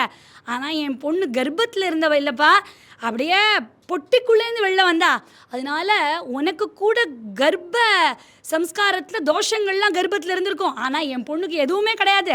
அதனால நான் ஏதோ போனால் போதுன்னு பெரிய மனசு பண்ணி என் பொண்ணை உனக்கு கல்யாணம் பண்ணி தரேன் அப்படிங்கிறார். இப்படி பல்வேறு விஷயங்கள் சொல்லலாம். ஒரு வீரத்தை போற்றாத தேசம் வெற்றி பெற்றதாக சான்றுகள் இல்லை. அப்படிங்கும்போது இந்த பண்பாட்டில் வீரமும் சேர்த்திக்க நம்ம மறக்க முடியுமா? சிவகங்கை சீமை ராணி வேலுநாச்சியார் வரணும் அப்படின்னு நவராத்திரியில் உடம்புல நெய்யை பூசிக்கொண்டு தீயிலிட்டு தன்னையே ஆகுதியாக்கிய குயிலியை நான் மறக்க முடியுமா? ரொம்ப அற்புதமான சில சொற்றொடர்களோடு முடிக்கிறேன். திருமுனைப்பாடியில் கண்ணுக்கு கண்ணாய் வளர்த்த தம்பி மருள் நீக்கியார் இப்படி சமண சமயத்துக்கு போயிட்டானே, என் தம்பியை நான் என்ன பண்ணுவேன் அப்படின்னு திருவீரட்டானம் திருக்கோவிலை அடைந்து அழறா. சமண சமயத்திலேயே மூழ்கி தர்மசேனருங்கிற பட்டத்தையே வாங்கிட்டார் தம்பி. எப்படியாவது மறுபடியும் சைவத்துக்கு மீட்கணும் அப்படின்னு பார்த்து, எங்கள் அக்கா வந்தால் எனக்கு வியாதி சரியாயிடும், சூளை வியாதினார். அக்கா சொல்கிறா, நான் வரமாட்டேன்டா சமண மடத்துக்கு, நீ வா அப்படிங்கிறா. அப்போ கூட தன்னுடைய தர்மம் மாறாது வந்த தம்பியை கூட்டிக் கொண்டு திருவீரட்டானம் கோவிலுக்கு போய் அங்கே தான் பெருமான் பாடுறார். கூற்றாயினவாறு விலக்கிகிலீர் கொடுமை பல செய்தன நான் அறியேன், ஏற்றாயடிக்கே இரவும் பகலும் பிரியாது வணங்குவன் எப்பொழுதும்ங்கிறார். அப்போது திருநாவுக்கரசரை சைவத்துக்கு கொடுத்தது அக்கா, அப்பேற்பட்ட மாதர்குல மாணிக்கம். சேக்கிழார் மங்கையர்க்கரசி அம்மையாரை பாடும்போது சொல்கிறார், மங்கையர்க்கு தனி அரசு எங்கள் தெய்வம் அப்படின்னு. இந்த பிள்ளைய மதுரைக்கு கொண்டு வரணும், சைவ சமயத்தை தழைத்தோங்க செய்ய வேண்டும் அப்படின்னு அரும்பாடுபட்ட மங்கையர்க்கரசியாரை நான் மறக்க முடியுமா? ஆகவே இப்படி பல்வேறு விஷயங்களை நாம் சொல்லிக்கொண்டே போகலாம். சிறுத்தொண்ட நாயனாருடைய கதையிலையும் அந்த தாதி சந்தன நங்கை தலைக்கறி எங்கேடான்னு கேட்கும்போது அவர் முழிப்பார். ஆனால் இவர் தான் தலைக்கறி இருக்குது அப்படின்னு சொல்லி சாதி சந்தன நங்கை அதை எடுத்து ஒழிச்சு வச்சுருந்தா, அதை கொண்டு வந்து கொடுக்குறா. அருணகிரிநாதரோட அக்கா அவமானப்படுத்தலைன்னா அருணகிரிநாதருக்கு அப்படியே அவர் சம்சாரத்திலே உழந்திருப்பார். திருவண்ணாமலை மலை மேலே அக்கா சொன்ன வார்த்தை அவருக்கு நெஞ்சத்தை உருக்கி, நான் குதிக்கிறேன்னு குதிக்கும்போது தான் முருகன் காட்சி கொடுத்து பாடு அப்படின்னு சொல்ல, முத்தை தருவத்தி திருநகையத்தை கிரிசத்தி சரவண முத்தி குருவித்து குருபர என ஓதும்னு பாடுறாரு இல்லையா? இப்படி இந்த பட்டிமன்றத்தை நான் என்னுடைய தலைப்பை நிறைவு செய்யறதுக்கு முன்னாடி, அஞ்சு குடிக்கொரு சந்ததியாய் ஆழ்வார்கள் தம் செயலை விஞ்சி நிற்கும் தன்மையளாய் பிஞ்சாய் பழுத்தாளை ஆண்டாளை அப்படின்னு அத்தனை ஆண்களே ஆழ்வார்களாக இருந்த போதும் பெண்ணாயிருந்து ரத்னமா அத்தனை குடிக்கும் ஒரே ஒரு சந்ததியா ராமானுஜரே 100 தடா அக்கார வடிசலை நான் பண்ணுறேன் அப்படின்னு ஆசைப்படுறாருன்னா ஆண்டாளுடைய பக்தி எப்பேற்பட்டதாக இருக்கும். இப்படி சொல்லிக்கொண்டே போகலாம். என்ன இருந்தாலும் என்னுடைய அண்ணன் எங்கள் சார்பில் தான் இந்த தலைப்பை கொண்டு முடிப்பார் என்பது எனக்கு தெரியும். அதனால் மேற்கொண்டு நாழி கிடத்தாமல் பண்பாட்டிலும் ஆன்மீகத்திலும் தலை சிறந்தவர்கள் பெண்களே என்ற வாதம் காணக்கூடிய சாணக்கியா குரு நேயர்கள் அனைவருக்கும் உகந்ததாக இருக்கும் என்று எண்ணி நிறைவு செய்கிறேன். நன்றி, வணக்கம். CSE, AMDS, cyber security, VLSI design, agriculture மற்றும் ரோபோட்டிக்ஸ் அண்ட் ஆட்டோமேஷன் போன்ற கோர்ஸ்களில் சிறந்த வேலை வாய்ப்புடன் பட்டம் பெற JNN institute of engineering autonomous Chennai. Counselling code 1126. ஆன்மீக அன்பர்களே நம்முடைய சாணக்கியா குரு சேனலுடைய இணைய நேயர்களே, பொதுவாக பட்டிமண்டபம் என்று சொன்னாலே இந்த முதல் பேச்சாளர் களப்பளி என்று நாங்கள் சொல்லுவோம். ஏன்னா அவங்களுக்கு குச்சி சுத்த எதிர்த்தாப்பில் ஆளே இருக்க மாட்டாங்க. இல்லை இவங்க கத்தி எடுத்தால் இவங்களும் கத்தி எடுக்கணும், தோளோடு தோள் மோதணும், ஆளோடு ஆள் மோதணும், வாளோடு வாள் மோதணும். ஆனால் கண்ணுக்கெட்டிய தூரம் வரை எதிரிகளையே இல்லாமல் பார்த்து கொண்ட பெருமை என் தங்கையைத்தான் சேரும். ஏதோ நீங்கள் போகிற போக்கில் அவர்களுடைய பேச்சை கேட்டுவிட்டு போகக்கூடாது. என் அன்புக்குரியவர்களே, ஒரு 10 நிமிடம் பேசுவதற்கு எத்தனை பாசுரங்கள், எத்தனை பெரிய புராணத்து செய்திகள், எத்தனை ஆழ்வார்களை பற்றி உருக்கமான விஷயம், இவையெல்லாம் நினைத்து பார்க்கின்ற போது ஒரு நூலகத்தின் உள்ளே சென்று வெளியே வந்த உணர்வை தன்னுடைய பேச்சால் என் தங்கை கொடுத்திருக்கிறார்கள். அவர்களுக்கு பல்லாண்டு பல்லாண்டு பல்லாயிரத்தாண்டு பல கோடி நூறாண்டு வாழ்வதற்கான வழியை சொல்லக்கூடிய தகுதியும் வயதும் எனக்கு இருப்பதால் இன்னும் ஒரு 100 ஆண்டு காலம் பக்தி பயிருக்காக இந்த கொடி படரட்டும் என்று வேண்டிக் கொள்கின்றேன். நீங்கள் பார்க்கக்கூடியவங்க கோவில்களில் இவங்கள மாதிரி ஆட்களை வச்சு நிகழ்ச்சி நடத்துங்க. இந்த மாதிரி ஆட்களை வச்சு ஹரிகதா பண்ண வைங்க. அவங்களுக்கெல்லாம் 2 மணி நேரம் பேசக்கூடியவங்க. அது ஒரு பெரிய நயாகரா நீர்வழிச்சி, அதை கொண்டு போய் ஒரு குமிழில் வச்சு நாங்கள் இன்றைக்கி அடைச்சி பேச வைத்தோம். ஆனால் பட்டிமண்டபம் பேசியது என்பது அவர்களுடைய பாங்கும் பெருந்தன்மையும். அப்படிப்பட்ட அந்த பாரம்பரிய பின்னணியை மேற்கொள்ள நான் இந்த பக்கமாக இருந்தால் துண்டை துணியை காணுன்னு போட்டிருக்க துண்டை கூட கலட்டி கொடுத்து போயிருப்பேன். ஆனால் நம்மால் அதாவது இந்த சினிமாவில் வரல பூர்ண விஸ்வநாத மாதிரி அந்த மடிப்பு கலையாத வேட்டி, அந்த கோணல் மானல் இல்லாத பட்டை அப்படியே பம்மி உட்காந்துருக்காரு. ஆனால் இப்போ இவங்களுக்கெல்லாம் பதிலடி சொல்வதற்கு உங்களை துணை கொண்டு தன் பிரச்சாரத்தை மேற்கொள்ள வருகின்றார் கிருஷ்ணன், உங்கள் கைத்தட்டலோடு ஆண்களின் மானத்தை காப்பாற்றுவதற்கு. இந்த அகிலத்தை ஆக்குவதும் ஆளுவதும் உழைப்பவர்கள்தான். அகிலத்தை ஆளும் உழைப்பின் உறுதியை என்றும் வணங்கும் 550D கம்பிகள். ராமனின் ஒரு வில், ராமனின் ஒரு இல், ராமனின் ஒரு சொல் போன்று ராமன் எப்படி உலகமெல்லாம் ஒருவனாக திகழ்கின்றானோ அதுபோன்று பக்தியிலும் என்றும் ஒருவன்தான் திகழ்வான், அது ஆண்கள்தான் என்று என்னுடைய கருத்தை இந்த இடத்தில் பதிவு செய்யலாம் என்று ஆசைப்படுகின்றேன். சற்று முன்பு ஒரு மிகப்பெரிய கோடை வெயிலில் எப்படி ஒரு கோடை மழை வெளுத்து வாங்குமோ அப்படி வெளுத்து வாங்கிவிட்டு சென்றிருக்கிறார் என்னுடைய சகோதரி. நாங்கள் எல்லாம் பனிக்காலத்தில் காலையில் பெய்கின்ற ஒரு சிறு பனித்துளி, இந்த பனித்துளி எப்படி இந்த கோடை மழையை வெல்லும் என்றுதான் இந்த அவையிலே என்னுடைய கருத்தை பதிவு செய்யலாம் என்று வந்திருக்கின்றேன். பக்தியிலும் பண்பாட்டிலும் பெரிதும் சிறந்து விளங்கியவர்கள் ஆண்களே என்பதில் 4000 திவ்ய பிரபந்தத்தில் விஸ்வாய நமக என்கின்ற ஒரு நாமம். இந்த நாமத்தினுடைய பொருள் என்னவென்றால், நற்செல்வன் என்கின்ற ஒருவன் இருக்கின்றான். அந்த நற்செல்வன் யார் என்றால், கணை திலங்கற்றெருமை கன்றுக்கு இறங்கி, கணை திலங்கற்றெருமை கன்றுக்கு இறங்கி, நினைத்து முளை வழியே நின்று பால் சோர, நனைத்தெல்லாம் சேராக்கும், நனைத்தெல்லாம் சேராக்கும் நற்செல்வன் தங்காய். நற்செல்வன் என்கின்ற ஒருவன், இவன் யார்? குருகுலத்தில் ஆடுகளையும் மாடுகளையும் மேய்த்து கொண்டு கிருஷ்ணனினுடைய பாதுகாவலனாக இருக்கக்கூடிய இந்த நற்செல்வன் தன்னுடைய வீட்டில் இருக்கக்கூடிய பசுக்களினுடைய பாலை கறப்பதே இல்லையாம். இந்த பார்த்து கொண்டிருந்த ஊர் மக்கள் எல்லாம், இவன் என்ன செய்கின்றான்? கிருஷ்ணனுக்கு தொண்டு மட்டும் தான் செய்கின்றான், வேறு என்ன செய்கின்றான்? ஆனால் இவனுடைய தோட்டத்தில் இருக்கக்கூடிய மாடுகளுடைய பால்கள் எல்லாம் தானே கறக்கின்றன என்று பேசிக் கொண்டிருக்கிறார்கள். அப்பொழுது கிருஷ்ணன் கூறிய பதில், எவனொருவன் உண்மையான பக்தியோடு இறைவனுக்கு தொண்டு செய்யக்கூடிய எண்ணம் இருக்கின்றதோ அங்கு நான் இருந்து கொண்டு எல்லா விஷயத்தையும் செய்வன் என்று கிருஷ்ண பரமாத்மா சொல்கின்றான் என்று சொன்னால், இந்த இடத்தில் நற்செல்வனுடைய தங்கா என்கின்ற பக்தி திகழ்கின்றது தானே. அப்படியே நாம் பூதாத்மனே நமக என்கின்ற நாமத்தின் வழியாக குடந்தை என்று சொல்லப்படுகின்ற கும்பகோணத்திற்கு அருகிலே துளசி வனம் என்கின்ற இடத்தில் மார்க்கண்டேயன் என்கின்ற ஒரு மகரிஷி வாழ்ந்து வருகிறார். அந்த மார்க்கண்டேயன் யார் என்று சொன்னால், அந்த நந்தவனத்தில் இருக்கக்கூடிய ஒரு பெருமாள் கோவிலை நிர்வகித்து அந்த பெருமாள் கோவிலுக்கு வேண்டிய பூஜைகளை எல்லாம் செய்து கொண்டு வருகிறார். ஒரு நாள் ஒரு முதிர்ந்த ஒரு ரிஷி ஒருவர் வந்து எனக்கு அன்ன ஆகாரம் வேண்டும் கொண்டு வா என்று சொன்ன பொழுது அந்த ரிஷியும் கொண்டு வந்து கொடுக்கின்றார். உடனே எனக்கு அன்ன ஆகாரம் போதாது, உன் வீட்டில் ஒரு பெண் இருக்கிறாளே அந்த பெண்ணை எனக்கு கொடு என்று சொன்ன உடனே இந்த மார்க்கண்டேய ரிஷிக்கு ஒரே கடிந்த மனம் வந்து விட்டது.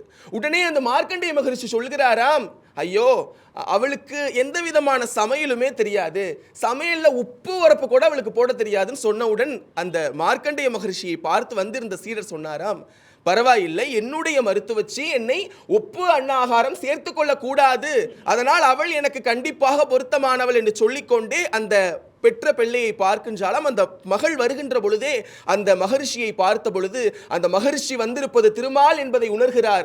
உடனே தெரிகின்றது வந்திருப்பது குடந்தையில் வீற்றிருக்கக்கூடிய உப்பளி அப்பனாக காட்சி கொடுத்து இன்றும் மக்களுக்கு பண்ண ஆகாரங்களிலே உப்பில்லாத பிரசாதத்தை கொடுத்தார் என்று சொன்னால் அந்த மார்க்கண்டேயனுடைய உண்மையான பக்திக்கு இறைவனே நேரில் வந்து காட்சி கொடுத்து அந்த பெண்ணை பூதேவியாக ஏற்றுக்கொள்ளக்கூடிய வைபவமும் ஒரு ஆணுக்கு நடந்திருக்கிறது என்று சொல்லிக்கொண்டே தமக்கையார் தன்னுடைய பேச்சிலே உணவு சமைப்பது பொதுவாக நாங்கள் தான் என்று சொன்னார். ஆம், கண்டிப்பாக எங்கள் மண்ணி எல்லாம் தலைவாழை இறை போட்டு அன்னத்தை வைத்தார், எங்கள் மாமா பக்கத்திலே உட்கார்ந்து எங்கள் அண்ணா பக்கத்திலே உட்கார்ந்து சுவையாக சாப்பிடுவார், அதெல்லாம் வீட்டில் மட்டும்தான். ஆனால் எங்களுடைய ஆலயங்களிலே மடப்பள்ளியில் இருந்து கொண்டு இறைவனுக்கு சமைக்கின்ற ஒரு தொழிலை சாராம தொழிலாக செய்யாமல் எங்களுடைய பாக்கியமாக செய்யக்கூடியவர் எங்கள் ஆண்கள் தான் என்பதை எங்கள் தமக்கைக்கு நீங்கள் சொல்லும் போதே எனக்கு ஸ்ரீரங்கத்தில் போய் அக்கார அடசலையும் புளியோதரையும் அந்த ஸ்ரீவில்லிபுத்தூர் தயிர் சாத்தையும் சாப்பிடணும் போல இருக்கு.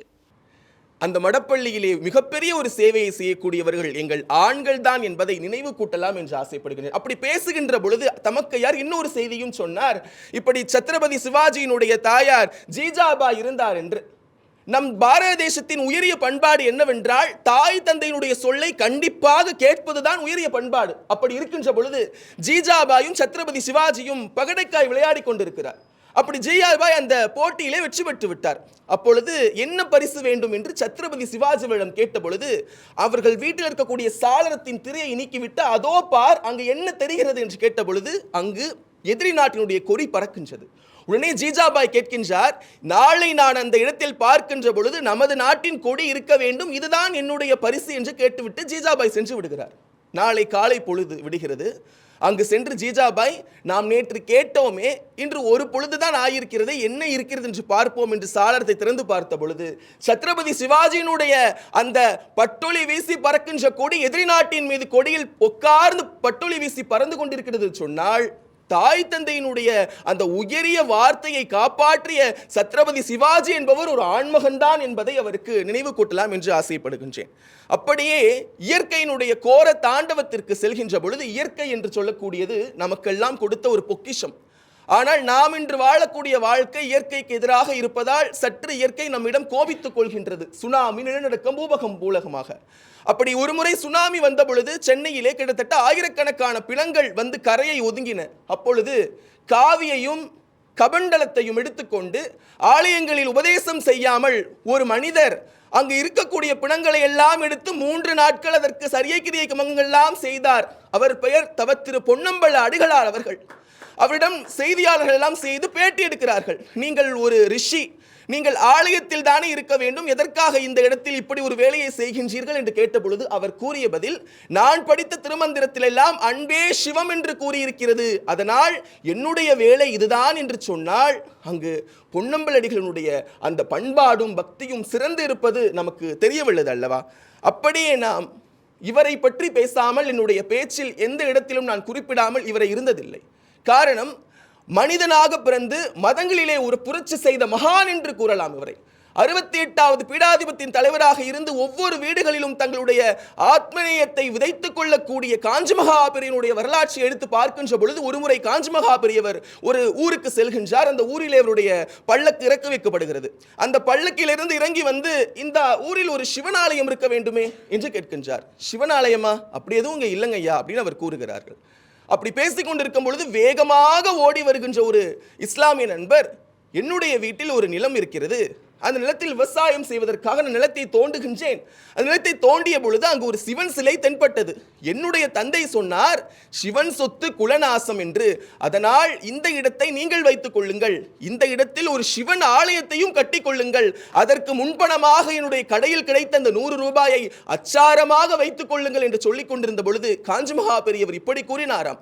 இந்த உலகில் உள்ள மக்கள் எல்லாம் என்னைத்தான் பெரியவா என்று கூறுகிறார்கள், ஆனால் உண்மையான பெரியவா யார் என்று சொன்னால் நீதான் பெரியவா என்று சொன்னால் காஞ்சி மகா பெரியவருடைய அந்த உள்ளப்பாங்கு எந்த அளவுக்கு இருக்கும்? உடனே அவரிடம் காஞ்சி மகா பெரியவர் கேட்கிறார், நீங்கள் ஹஜ் பயணம் மேற்கொண்டிருக்கிறீர்களா?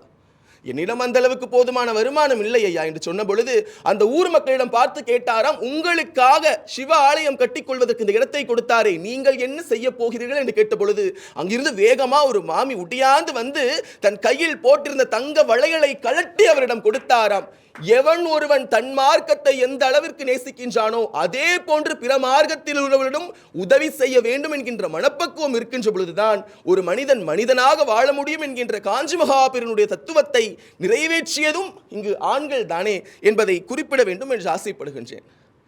சோழத்தினுடைய சிவமாக கருதப்படுகின்ற சரபோஜி மன்னர் திருக்கடையூருக்கு வந்த பொழுது தன் தவத்தின் நீட்சியால் இன்று என்ன திதி என்று கேட்டபொழுது பௌர்ணமி என்று தவறாக சொல்லிவிட்டதால் இன்று நிலவு வள்ளவில்லை என்றால் உன்னை கட்டி வைத்து நான் எரித்து விடுவேன் என்று சொல்வதற்காக காத்து கொண்டிருந்த வேளையிலே உதிக்கின்ற செங்கதிருச்சி திலகம் உணர்வுடையோர் மதிக்கின்ற மாணிக்கம் மாதுளம் போது மலர் கமலை துதிக்கின்ற மின்கொடி மென்கொடி குங்கும தோயம் என்ன விதிக்கின்ற மேனி அபிராமி எந்தன் வீழு துணையே என்று முதல் பாடலில் தொடங்கி ஆத்தாளை எங்கள் அபிராம வள்ளியை அண்டமெல்லாம் என்று 101 பாசுரங்களை பாடி அம்பாளே மனம் குளிர்ந்து இப்படி ஒரு பிறவி இருக்க முடியுமா என்று தன் தடாகையை கலட்டி வானத்தில் எரிந்து நிலவு அங்கு வந்தது என்று சொன்னால் உண்மையான பக்தி எங்கெங்கெல்லாம் இருக்கின்றதோ அம்பாள் நேரில் இறங்கி வந்து காட்சி கொடுப்பாள் என்பதற்கு இதைவிட ஒரு ஆதாரம் உண்டா? ஆக என்னுடைய பேச்சை முடிப்பதற்கு முன்னாலே நடுவர் கண்டிப்பாக எங்கள் அணிக்குத்தான் தீர்ப்பு வழங்குவார், இல்லை என்றார் அவரை கண்டிப்பாக அம்மா அந்த அபிராமியே பார்த்து கொள்வாள் என்பதை தெரிவித்துக் கொண்டு நம்முடைய இந்தியாவினுடைய உயரிய செல்வம் எது என்று கேட்டால் நம்பிக்கை மட்டும்தான். அப்படி நம்முடைய கார்கில் யுத்தத்தில் எதிரி நாட்டவரினுடைய உடல்கள் நம்மிடமே இருந்துவிட்டது. அவரை எதிரி நாட்டார் வாங்க மறுத்து விட்டார்கள். அப்போது அன்றைய பிரதமராக இருந்த வாஜ்பாய் அவர்கள் இந்த இறந்த உடல்களை எல்லாம் நம் நாட்டில் அவர்களுடைய மத சடங்கின்படியே நாம் இங்கு பூத உடல்களை புதைத்து விடுவோம் என்று சொன்னார். என்று சொன்னால் எதிரிக்கும் உதவ வேண்டும் என்கிற நினைப்பு, அதாவது பகைவருக்கும் அருள்வாய் நன்னெஞ்சு என்கின்ற உயரிய பண்பாடு நம்மிடம்தான் இருக்கின்றது என்பதை நம்மால் மறக்க முடியுமா? இல்லை, இறைவன் இவனிடம் திருவிளையாடல் செய்தாலும் கூட நான் அரிசியை கூட வறுத்தெடுத்து சமைப்பேன், வாழ்க்கைக்கு உதவுவேனா என்பதை இளையான்குடி மாற நாயனார் வாழ்க்கை வரலாறும் மண்ணோடு சரம் கொண்டு வாழ்க நின்னோடு உரம் கொண்டு நீள்க நன்னோடு தவம் செய் வாழ்க்கை நரம்பெல்லாம் அருள்வாய் நன்னெஞ்சே என்று முருகனினுடைய திருவிளையாடல்களையே தன்னுடைய வாழ்க்கையாக ஆக்கினாரே பாம்பன் சுவாமிகள், அவரை நாம் எந்த இடத்தில் எடுத்துக்கொள்வது? இப்படி நாம் பேசிக்கொண்டிருக்கக்கூடிய வேளையிலே ஒரு மன்னன், அந்த மன்னனுடைய மிகப்பெரிய பொருட்செல்வத்தினால் அவனுக்கு ஒரு பழம் கிடைக்கின்றது. அந்த பழத்தை சாப்பிட்டால் அவன் நீண்ட காலம் வாழலாம் என்று அவனுக்கு ஒரு எண்ணம் தோன்றுகின்றது. அவன் அந்த பழத்தை சாப்பிட்டு இருக்கலாம், ஆனால் நான் சாப்பிட்டு என்ன செய்ய போறேன்? என்னுடைய அவைகளத்தில் இருக்கக்கூடிய ஒரு புலவர் ஔவையார், அவருக்கு கொடுத்து அவர் இந்த பழத்தை சாப்பிட்டால் இன்னும் ஒரு 200 ஆண்டுகள் இருந்தால் பல்வேறு இலக்கியங்கள் பிறக்கும் என்று அதியமான் தனக்கு கிடைத்த நெல்லிக்கனியை ஒரு பெண்ணுக்கு வழங்கினான் என்று சொன்னால் அதியமானுடைய பக்தி உண்மையாக இருந்ததுதான் என்பதை நாம் இந்த இடத்தில் புரிந்து கொள்ளுதல் வேண்டும்.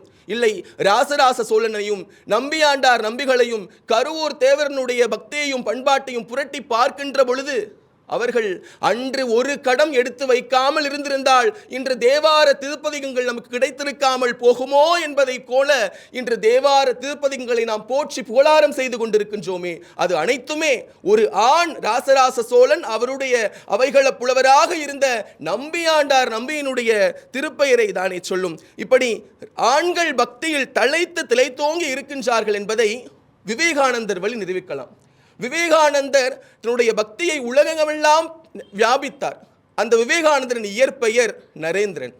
அப்படி நரேந்திரன் என்ற இயற்பெயரை கொண்ட நம் பாரத பிரதமர் மோடியை கூட இந்த இடத்தில் நான் நினைவுபடுத்தலாம் என்று ஆசைப்படுகின்றேன். காரணம், நான் ஒரு பாரத பிரதமராக இருந்தால் என்னை ஒரு திருமுடக்கு கோவிலுக்கு கூப்பிட்டால் அன்று என்னுடைய உடல் தூய்மையை குளித்து நான் ஆலயத்திற்கு செல்வது, இதுதான் உலக வழக்கு. ஆனால் 11 நாட்கள் அன்ன ஆகாரம் எதுவுமே இல்லாமல் இளநீர் மட்டுமே குடித்து தரையிலே படுத்து புனித ஆலயங்கள் என்று சொல்லப்படுகின்ற ராமரின் கீர்த்தி ஆலயங்கள் குருவாயூரில் தொடங்கி ராமேஸ்வரம் வரை ஈராக பல ஆலயங்களுக்கு சென்று ஒரு குடமுழுக்கு விழாவை நிறைவு செய்த பின்னரே தன்னுடைய ஆகாரத்தை எடுத்துக்கொண்டார் என்று சொன்னால் ஒரு நாடு எப்படி இருக்குமோ அப்படித்தான் நாட்டு மக்கள் இருப்பார் என்பது போல எங்கள் நாட்டு மன்னர் உத்தமராக, எங்கள் நாட்டு மக்கள் பண்பாடாக இருப்பதற்கு எங்கள் பிரதமர் இருக்கிறார் என்று சொல்லி பக்தியிலும் பண்பாட்டிலும் சிறந்தவர்கள் ஆண்கள்தான் என்பதை ஒரு நல்ல ஒரு தீர்ப்பாக எங்கள் நடுவர் கொடுப்பார். ஏனென்றால் எங்கள் நடுவர் ஒரு பண்பாட்டின் மைந்தர், எங்கள் நடுவர் ஒரு பக்தியிலே சிறந்தவர். எனவே அவர் எங்கள் அணிக்கே தீர்ப்பளிப்பார் என்ற நல்ல நம்பிக்கையோடு மீண்டும் ஒரு முறை உங்களுக்கு இனிய தமிழ் புத்தாண்டு நல்வாழ்த்துக்களை தெரிவித்துக் கொண்டு இடம் அமர்கின்றேன். நன்றி, வணக்கம். சாணக்கியாவினுடைய குரு தொலைக்காட்சி நேயர்களே, முதலில் நாம் ஒரு அரங்கு நிறைந்த பாராட்டை தம்பி கிருஷ்ணனுக்கு அவசியம் தர வேண்டும். அவரை பட்டிமண்டபம்தான் பேசுவதற்காக இங்கே அழைத்தது சாணக்கியா. ஆனால் பாராளுமன்றத்தினுடைய உறுதிமொழி எடுத்ததைப் போல பாரத பிரதமர் வரைக்கும் எடுத்து இன்றைக்கு பட்டிமண்டபத்தில் கொண்டு வந்துவிட்டு நடுவர் பக்திமான் பண்பாட்டாளர் என்பதை சொன்னார். ஆனால் அவருக்கு தெரியாது நான் என்றைக்கும் அம்மாவினுடைய அரவணைப்பில் வாழ்ந்த அம்மா பிள்ளை என்று. நான் சொல்வது என் அம்மா பிள்ளை என்று. என் அன்புக்குரியவர்களே, தீர்ப்புகள் திருத்தப்படலாம், அது சூழலுக்கு தகுந்தாற் போலத்தான் தீர்ப்புகள் இருக்குமே தவிர இலக்கிய நீதிமன்றங்களில் ஒருபோதும் திட்டமிட்ட தீர்ப்புகள் தரப்படுவதில்லை. இருந்தாலும் கூட நான் ஒரு செய்தியை பார்வையாளர்களுக்கு சொல்லுவேன். என்னுடைய 30 ஆண்டு கால இலக்கிய மேடைகளில் குன்றக்குடி பெரிய சுவாமிகள் தொடங்கி பொன்னம்பல அடிகளார், வாசுப மாணிக்கனார், ஜஸ்டிஸ் இஸ்மாயில், ஆசாஞா, பேராசிரியர் அவ்வை நடராஜன், பா நமச்சிவாயம், இலக்கிய சுடர் என்று இன்றைக்கு வர்ணிக்கக்கூடக்கூடிய தா ராமலிங்கம், நாவுக்கரசர் சோ சத்தியசீலன், அறிவொளி, சிற்சபேசன் என்று தமிழ்நாட்டினுடைய பல்வேறு இலக்கிய பேச்சாளர்கள், பேராசிரியர் தே ஞானசுந்தரம், ராஜகோபால், டாக்டர் சுதா சேஷையன், நம்முடைய பேராசிரியர் சரஸ்வதி ராமநாதன், இளம்பரை மணிமாறன் என்று எத்தனையோ பேருடைய தலைமையில் அடியேன் ஒரு ஆயிரக்கணக்கான பட்டிமண்டபங்களில் பங்கு பெற்றிருக்கிறேன். இந்த பக்தி தலைப்பு குறித்து பல நூற்றுக்கணக்கான மேடைகளில் செய்திகள் கேட்டிருக்கிறேன். ஆனால் பக்தியையும் பண்பாட்டையும் வளர்ப்பது ஆண்கள்தான் என்கின்ற அணியில் பேசிய கிருஷ்ணன் இதுவரை ஒரு 20 ஆண்டு காலமாக இலக்கிய உலகில் சுட்ட தோசையை சுட்டு வைத்த மாவையே வைத்து காலத்தை ஓட்டாமல் கருத்தில் புதுமையை சொன்னாரே, அதற்காக அடுத்த தலைமுறையினுடைய அறிவு கூர்மையை நாம் பாராட்ட வேண்டும். இதைத்தான் நான் பட்டியலிட்ட சான்றோர்கள் இந்த மண்ணில் நினைத்தார்கள். அடுத்த தலைமுறை ஆழங்கால் பட்டு பேச வேண்டும் என்பதின் அடையாளமாக என் தம்பி விளங்கினார். இந்த தம்பியை ஒரு கை பார்ப்பதற்கு என் நல்லதங்காய் வருகின்றார். உங்கள் கைத்தட்டலோடு தேனியில் பிறந்து கோவையில் படித்து இன்றைக்கு ஊடகங்களில் உங்கள் உள்ளத்தை தொட வருகின்றார் என் அன்பு தந்தை கோவை ஹேமா, முனைவர் பட்ட ஆராய்ச்சியாளர். Passionate about traveling, but short on time to plan? Let us help you see the world. Your passport to luxury travel. Redefining luxury travel. அனைவருக்கும் வணக்கம். குரு சாணக்கியா தொலைக்காட்சி நேயர்களுக்கு என்னுடைய புத்தாண்டு நல்வாழ்த்துக்கள். பக்தியையும் பண்பாட்டையும் வளர்ப்பவர்கள் யார் என்பது கேள்வி. எதிர்த்தரப்பில் பேசின என்னுடைய அன்பு அண்ணா கிருஷ்ணன் சொன்னாங்க, கிருஷ்ணனுக்கு தொண்டு செய்கிற ஏதோ ஒரே ஒரு அடியாரை பற்றி எங்கள் அண்ணா பேசிட்டு போனார். நான் கேட்குறேன், எங்கே அவங்களுக்கு ராதை மறந்து போயிட்டாங்களா? இல்லை அவங்க கூட இருந்த அத்தனை கணக்கில் அடங்காத கோபியர்கள் எவ்வளவு நபர்கள் இருக்கிறார்கள், அது உங்களுக்காக விட்டு வச்சுட்டு போனாருமா. இன்னொன்று, அதியமான் அவ்வைக்கு நெல்லிக்கனி கொடுத்தாங்களாமா. ஏன் தெரியுமா? அந்த நெல்லிக்கனி தனக்கு இருந்தால் தான் அதை வச்சு ஒரு பிரயோஜனமும் இல்லை. நான் ரொம்ப நாள் வாழ்ந்தாலும் எனக்கு ஒரு பிரயோஜனமும் இல்லை. ஔவைக்கு கொடுத்தாலாவது பாலும் தேனும்னு இலக்கியமாக இந்த இறைவனை பாட மாட்டாளா? இன்னும் எத்தனை நூற்றாண்டுகள் வாழ்ந்து இந்த பக்தி நெறியை போற்ற மாட்டாளா என்பதற்காகத்தான் கொடுத்தார். ஆக நீங்கள் சொன்ன அந்த பாயிண்ட் எங்களுக்கானதுங்கண்ணா. இறைவனை பாடக்கூடிய இந்த இலக்கிய மரபில் நாயகன் நாயகி பாவம்னு நம்மக்கிட்ட ஒன்று இருக்குது. ஒரு அடியவர் தன்னுடைய இறைவனை பாடும் பொழுது அவர் ஒரு ஆணாகவே இருந்தாலும் கூட தன்னை ஒரு பெண்ணாக பாவித்து கொள்வார். இறைவன் நாயகனாம். ஒரு ஆண் தன்னை நாயகியாக ஒரு பெண்ணாக பாவித்து கொண்டு காதல் வயப்பட்டு அந்த ஸ்ருங்கார ரசத்தோடு பாடுவார். ஒரு ஆண் எப்போது தன்னை பெண்ணாக பாவித்து கொள்கிறானோ அப்போது அவனே உணர்ந்து கொள்கிறான் பெண்தான் பக்தியில் சிறந்தவள் என்று. இந்த நாயகன் நாயகி பாவத்திலிருந்தே நாம் தெரிந்து கொள்ள வேண்டாமா? சுந்தரரும் திருநாவுக்கரசரும் எத்தனை பாடல்களை இயற்றியிருக்கிறார்கள். பண்பாடு என்பது என்னங்கயா? பண்படுதல், ஒரு பக்குவப்படுதல். இந்த பாரத நாட்டினுடைய பெருமை என்ன தெரியுமா? இங்க பண்பட்டதே, அதாவது மனிதன் பக்குவப்பட்டதே பக்தியின் நெறியில்தான். பக்தியினால் மட்டும்தான் அவன் பண்படுகிறான். அந்த பண்படுதல் அப்படிங்கிறது இந்த நாட்டினுடைய இன்னும் மிகப்பெரிய பெருமை. குடும்ப அமைப்பு இந்தியாவிற்கு மட்டுமே இன்னும் அழகாக திகழக்கூடிய இந்த குடும்ப அமைப்பு, இப்பேற்பட்ட குடும்ப அமைப்பை கட்டி காக்கிறாளே ஒரு பெண், இது இல்லையா உங்களுக்கு பண்பாட்டை இன்னும் வளர்ப்பதாக தெரியவில்லையா? ஒரு ஆண் தன்னுடைய குடும்பத்திற்காக சம்பாதித்து கொட்டலாம், ஆனால் அந்த குடும்பத்தை கண்ணியமாகவும் பண்பாட்டுடனும் நடத்துவதற்கு நிச்சயம் ஒரு பெண் தேவைப்படுகிறார். கொடுக்கலாம்னு சொல்லலை, கொட்டலாம். எங்கள் வீட்டில் சொல்கிற மாதிரியே, சார் அவர் எதை சாப்பிடுவார், எதை போட்டாலும் திங்கும், எப்போ வருவார், எப்போ வருதோ எப்போ போகுதோ, எங்களை ஒரு விஷ ஜந்தாதாமா வச்சுருக்கீங்க. ஐயா, நீங்கள் யோசித்து பாருங்கள். இந்த நாட்டினுடைய கலாச்சாரமும் பண்பாடும் பெரும்பாலும் பெண்ணின் மீதே சுமத்தப்படுகின்றன. இருந்தாலும் கூட அந்த சுமையை அது ஒரு பெரிய சுமையாக கருதாமல் மன வலிமையோடு அந்த பண்பாட்டை காத்து நிற்பவர் ஒரு பெண்ணாகத்தான் இருப்பார். யோசித்து பாருங்கள். காலையில் வாசல் தெளிக்கிறதுலேருந்து கோலம் போடுறதுலேருந்து கண் திருஷ்டி இரவில் போகும்போது ஒவ்வொருவருடைய எச்சியையும் தன்னோட கையில் வாங்கி ஒவ்வொருத்தருக்கும் கண் திருஷ்டி சுற்றி போடுற அளவுக்கு ஒரு பெண் மட்டும்தான் காலையிலேருந்து எல்லா வேலையும் செய்யக்கூடியவளாக இருப்பாள். அந்த நம்பிக்கைகள் சடங்குகள் எல்லாவற்றையும் பின்பற்றுபவளாக ஒரு பெண் மட்டும்தான் இருப்பாள். வந்துட்டு இங்கே ஆண்கள் தான் எல்லாம் செய்கிறாங்க, ஆண்கள் தான் என்ன செய்கிறாங்க. ஆண்கள் என்ன தெரியுமா செய்கிறாங்க?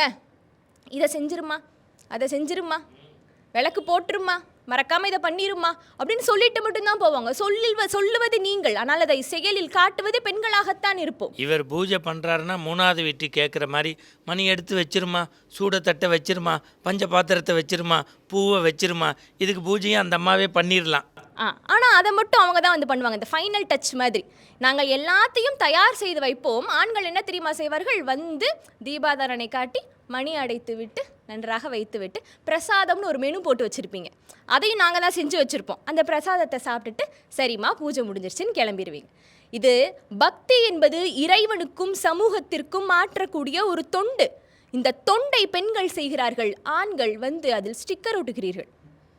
ஓ, ஸ்டிக்கர் ஒட்டுற வேலை அப்பயே தொடங்கிருச்சா? இதுக்கே ஒரு கைத்தட்டு கொடுக்கலாமா? சூப்பர். வேலை பார்ப்பது ஒருவர், ஆனால் அந்த வேலையை நான் தான் செய்தேன். ஸ்டிக்கர் ஒட்டி கொள்வதுன்னு ஒரு மரபு. அம்மா சொன்னாதாம்மா எதிர்கட்சிகள் ஸ்டிக்கர் ஒட்டுற விஷயமே எங்களுக்கு புரியுது. பெண்களுக்கு மட்டும்தாங்க இந்த கட்டுப்பாடு அப்படிங்கிறது ரொம்ப ஜாஸ்தியாக இருக்கும். கணவனுக்காக விரதம் இருப்பாங்க, நல்ல கணவன் கிடைக்க வேண்டும் என்பதற்காக விரதம் எடுப்பாங்க. கிடைத்தாலும் கூட அந்த கணவன் நன்றாக இருக்க வேண்டும் என மிக கட்டுப்பாடுடன் ஒரு விரதம் இருப்பாங்க. ஆண்டாள் நாச்சியார் அன்னைக்கு தொடங்கி வச்சாங்க பாருங்க. நெய்யுண்ணோம் பாலுண்ணோம் நாட்காலே நீராடி மையிட்டு எழுதோம் மலரிட்டு நாம் முடியோம் செய்யாதன செய்யோம் தீக்குறளை சென்றோதோம்னு சொன்னாங்க. இந்த கட்டுப்பாடான இந்த மார்கழி நோன்பு இருக்கு பாருங்க, இன்றும் பல பெண்கள் இதை செய்து கொண்டு தான் வருகிறார்கள். ஆனால் ஒரு மண்டலம், ஐயா நீங்கள் எடுக்கும் போதே சொன்னீங்க, ஒரு மண்டலம் விரதம் கட்டுப்பாடுடன் இருக்க வேண்டிய ஆண்கள் இன்று நீங்கள் என்ன செய்து கொண்டிருக்கிறீர்கள்? இந்த விதிமுறையிலிருந்து கொஞ்சம் விலக்கு வேணும், அந்த ரூல்ஸ் அண்ட் ரெகுலேஷன்ஸ்லேருந்து கொஞ்சம் ரிலாக்ஸேஷன் வேணும். ஒரு வாரம் விரதம் இருந்தால் போதும், இல்லை 2 நாள் விரதம் இருந்தால் போதும். இல்லை, இப்போ காளிதாஸ்லாம் போகிற அன்னைக்கு மாலை போட்டு போயிட்டு வந்துடலாமா? அப்படி போட்டோமா வந்தமான்னு. ஆனால் ஒரு பெண்ணுக்கு மட்டும்தான் அந்த பதியின் மீதும் பக்தி இருக்கும். பதி பக்தி என்பது ஒரு பெண்ணுக்கு மட்டும்தான் இருக்கும். அந்த கணவனுக்காக பாடுபடுறா பாருங்க. எல்லாரும் சொல்லுவாங்க, ஒரு பெண் ஒரு ஆணினுடைய வெற்றிக்கு பின்னால் எப்போதும் இருப்பாள். இது ஆழமாக சிந்திச்சிங்கன்னா என்ன தெரியுமா? ஒரு ஆணினுடைய வெற்றிக்கு பின்னால் நிச்சயமாக ஒரு பெண்ணினுடைய பக்தி ஒளிந்து இருக்கும். ஒரு குடும்பத்தில் அந்த பெண் பாடுபடுகிறார் அல்லவா, அந்த பெண்ணினுடைய பக்தியினால் தான் இன்று ஆண்கள் வெற்றி பெற்று கொண்டு இருக்கிறீர்கள். கொஞ்சம் கல்யாணம் ஆகாத புள்ளமா தெரியாமல் சொல்லிட்டார். நாம் இன்னும் யோசித்து பார்த்தோம்னா ஒரு பெண்ணினுடைய பக்தியில் தான் சமநிலை என்பது இருக்கும். எமோஷ்னல் இன்டெலிஜென்ஸ்ன்னு சொல்கிறோம் இல்லையா, அந்த சமநிலை எல்லாம் ஒரு பெண்ணுக்கு மட்டும்தான் இருக்கும். நான் கேட்குறேன், இறைவனுக்கு பிள்ளைக்கறி கொடுப்பதிலும் இல்லை இறைவனுக்காக தன்னுடைய மனைவியை தானமாக கொடுப்பதிலும் மட்டும்தான் பக்தி இருக்கிறதா அப்படின்னா இல்லை. தன்னுடைய மென்மையான கரங்களால் மென்மையான பூக்களை சூடி அந்த இறைவனுடைய மார்பில் அந்த மென்மையான பூக்கள் தவழாதான் ஏங்குனாலே ஆண்டாள் நாச்சியார். அவளுடைய பக்தி இன்னும் மேலானது. இன்னும் குறிப்பாக காரைக்கால் அம்மையாரை பற்றி யோசிச்சு பாருங்க. இன்னைக்கு ஆண்களும் துறவு இருக்கிறார்கள், பெண்களும் துறவு இருக்கிறார்கள். ஆனால் ஆண்களினுடைய துறவு எப்படி இருக்கிறது? குடும்ப வாழ்க்கையில் இருப்பார்கள், சிற்றின்பங்களை எல்லாம் அனுபவிப்பார்கள். இருந்தாலும் கூட இது எல்லாம் ஒரு கட்டத்தில் நல்லா இல்லை. சரி, நம்ம இறைவன்கிட்ட துறவு போடுவோம், எல்லாத்தையும் குடும்பத்தை அனாதையாக விட்டுவிட்டு ஆண்கள் துறவு போடுவார்கள். ஆனால் ஒரு பெண் எப்போது துறவு மேற்கொள்கிறாள் என யோசித்து பாருங்கள். தன்னுடைய கணவன் தன்னை விட்டு பிரிந்த பிறகு, தனக்கு இனி குடும்ப வாழ்க்கை இல்லை என்று தெரிந்த பிறகு இறைவனிடம் வேண்டி பேயுறவு பெற்று அந்த பெண் ஒரு துறவை பூடுகிறாள். நீங்கள் நினைத்து கொள்ளுங்கள், இந்த ஆண்டாளுக்கும் காரைக்கால் அம்மையாருக்கும் தான் தனி கோவில்கள் இருக்கின்றன. வேறு யாருக்கும், எந்த அடியவருக்கும் தனி கோவில் இல்லை. குறிப்பாக காரைக்கால் அம்மையாருக்காகத்தான் இறைவனே எழுந்து வந்து அம்மையே என கூப்பிட்டார். இன்னும் குறிப்பாக 63 நாயன்மார்களும் நின்ற கோலத்தில் இருந்தபோது கூட காரைக்கால் அம்மையார் மட்டும்தான் இறைவனுடைய துணையோடு அங்கு அமர்ந்த கோலத்தில் இருக்கின்றார். இப்போ ஏன் அம்மா வந்தா எல்லாரும் நின்றுருக்காங்கன்னு தெரியுதுமா? ஐயா, சொல்றது காரைக்கால் அம்மாவை நீ ஏன்பா எல்லாத்துக்கும் சிரிச்சு சிரிச்சு ஏழ்றையா கூட்டுற? ஐயா, ஒரு ஆணுக்கு அதிகம் துணைகள் இருக்கின்றன, ஒரு ஆணுக்கு வழிகள் 1000 இருக்கின்றன. ஆனால் ஒரு பெண் தனக்கு எந்த வன்கொடுமை நிகழ்ந்தாலும் கூட, தனக்கு அடக்குமுறைகள் இருந்தாலும் கூட, சாமி மேலே பாரத்தை போட்டு போய்கிட்டே இருப்போன்னு தட்டி விட்டு போயிட்டே இருப்பா. அவளுக்கு எல்லாம் இறைவன் மட்டும்தான். அதனால் எல்லா நேரமும் ஒரு பெண் இறைவனை மட்டுமே நினைத்து கொண்டே இருப்பாள். ஏகாம்பரநாதர் உளால பாருங்க, பேதை பெதும்பை மங்கை மடந்தை அறிவை தெருவை பேரிளம் பெண் என 7 பருவ நிலையிலும் கூட ஒரு பெண் ஏகாம்பரநாதருக்காகவே வாழ்வா. ஏகாம்பரநாதர் அப்படி உலா வர மாட்டாரா, அவரை நாம் பார்த்திட மாட்டோமான்னு அந்த பக்தியில் ஆழ்ந்திருப்பாங்க. திருநாவுக்கரசர் பாடுறாரு பாருங்க, தன்னை மறந்தாள் தன் நாமங்கெட்டாள் தலைப்பட்டால் நங்கை தலைவன் தாளேன்னு தன்னை இறைவனுக்கு முழுவதுமாக அர்ப்பணிப்பது இந்த பெண்களாக மட்டும்தான் இருப்பார்கள். பண்பாட்டு என்றால் என்ன அப்படின்னு நீங்கள் ஒரு நாட்டுப்புறவியலாளர்கிட்டையும் இல்லை ஒரு மானிடவியலாளர்கிட்டையும் நீங்கள் போய் கேட்டிங்கன்னு வைங்களேன், என்ன சொல்லுவாங்கன்னா, பண்பாடு என்பதை ஒரு சமூகம் சொல்லக்கூடிய கதைகளின் வழி நாம் தெரிந்து கொள்ளலாம்னு சொல்லுவாங்க.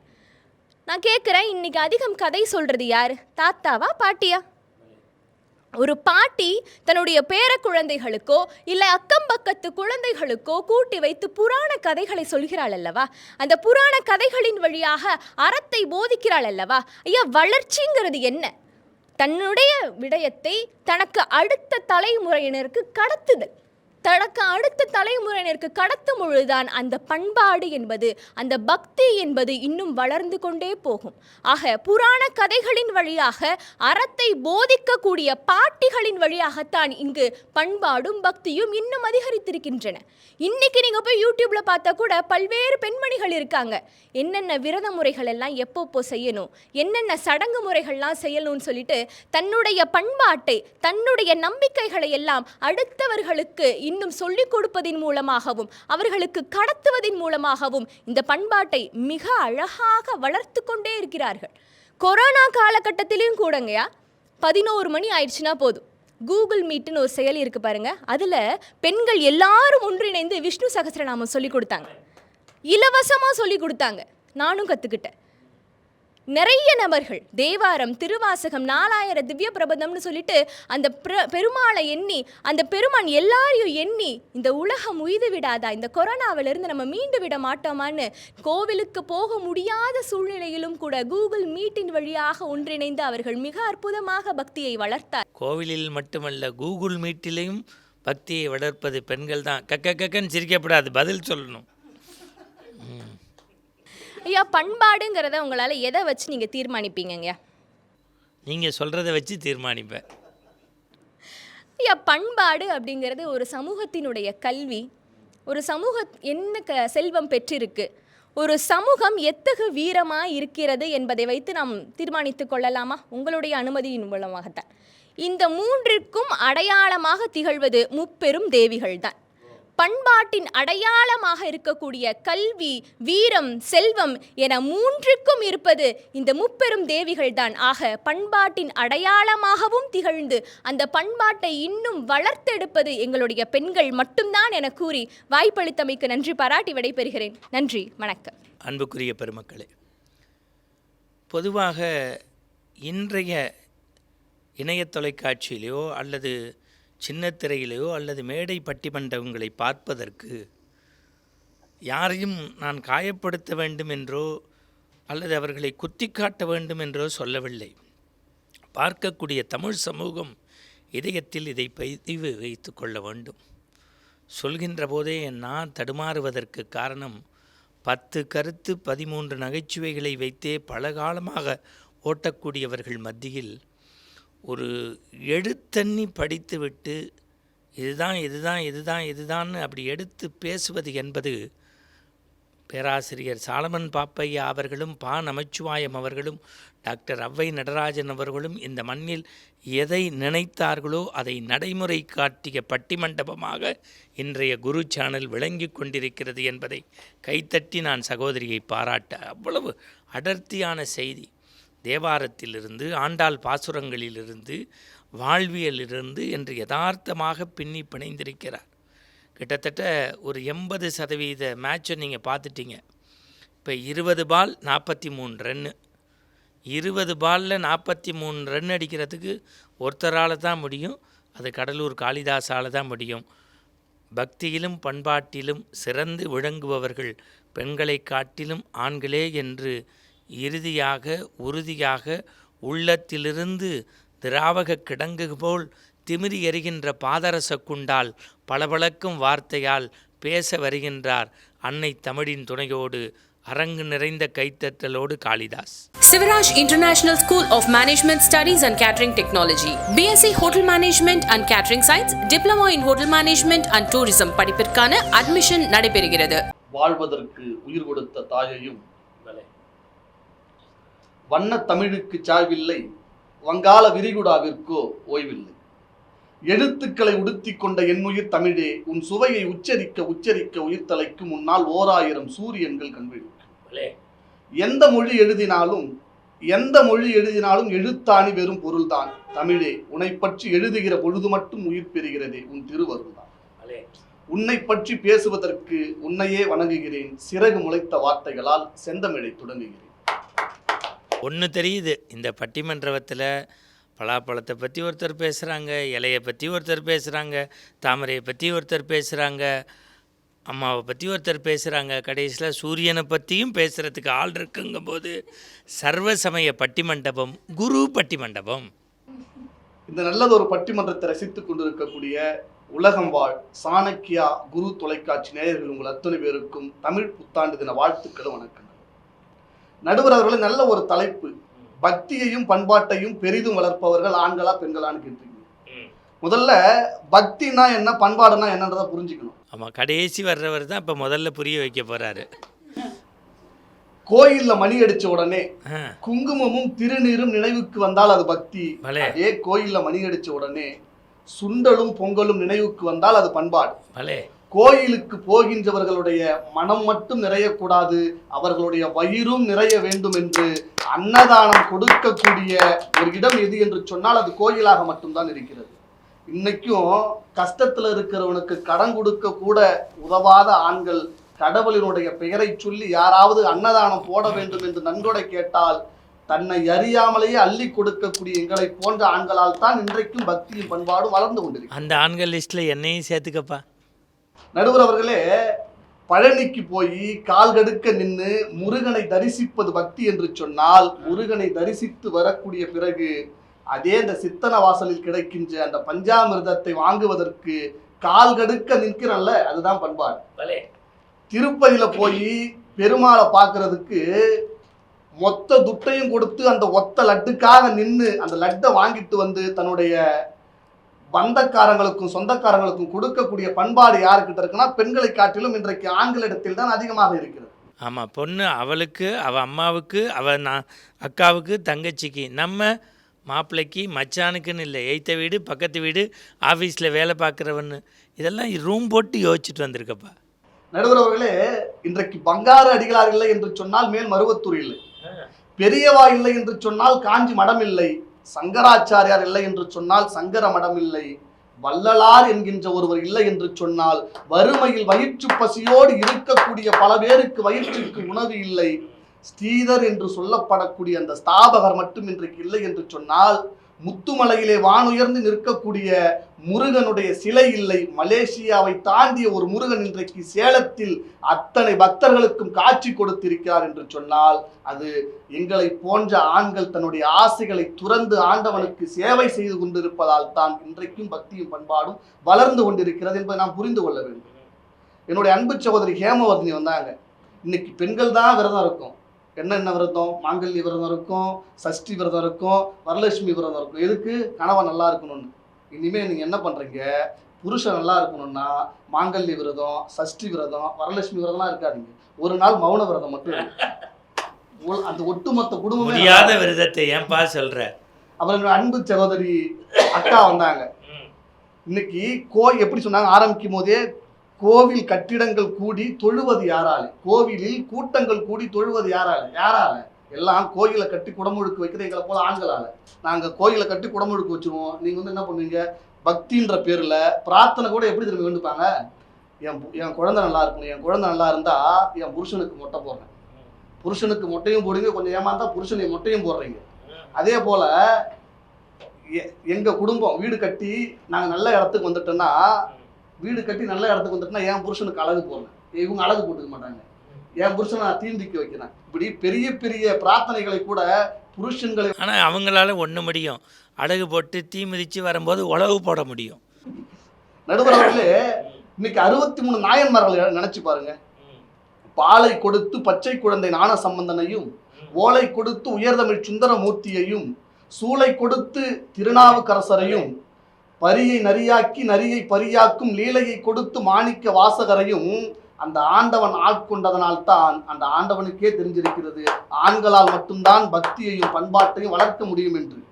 இன்னைக்கு ஒரு புள்ளி விவரம் சொல்லுது, இருக்கக்கூடிய கடுமையான விரதங்கள்லயே எது கடுமைன்னு சொன்னா, இந்த சபரிமலைக்கு 48 நாள் இருமுடியை சுமந்து, 48 நாள் கழுத்துல மாலை போட்டு இருமுடியை சுமந்து, மது இல்லாமல் மாது இல்லாமல், காலில் செருப்பு இல்லாமல், மனதில் வெறுப்பு இல்லாமல் அந்த ஐயனை மட்டுமே நினைத்து கொண்டு சபரிமலைக்கு சென்று வரக்கூடிய எங்களை போன்ற ஆண்களால் மட்டும்தான் இன்றைக்கும் பக்தியும் பண்பாடும் வளர்ந்து கொண்டிருக்கிறது.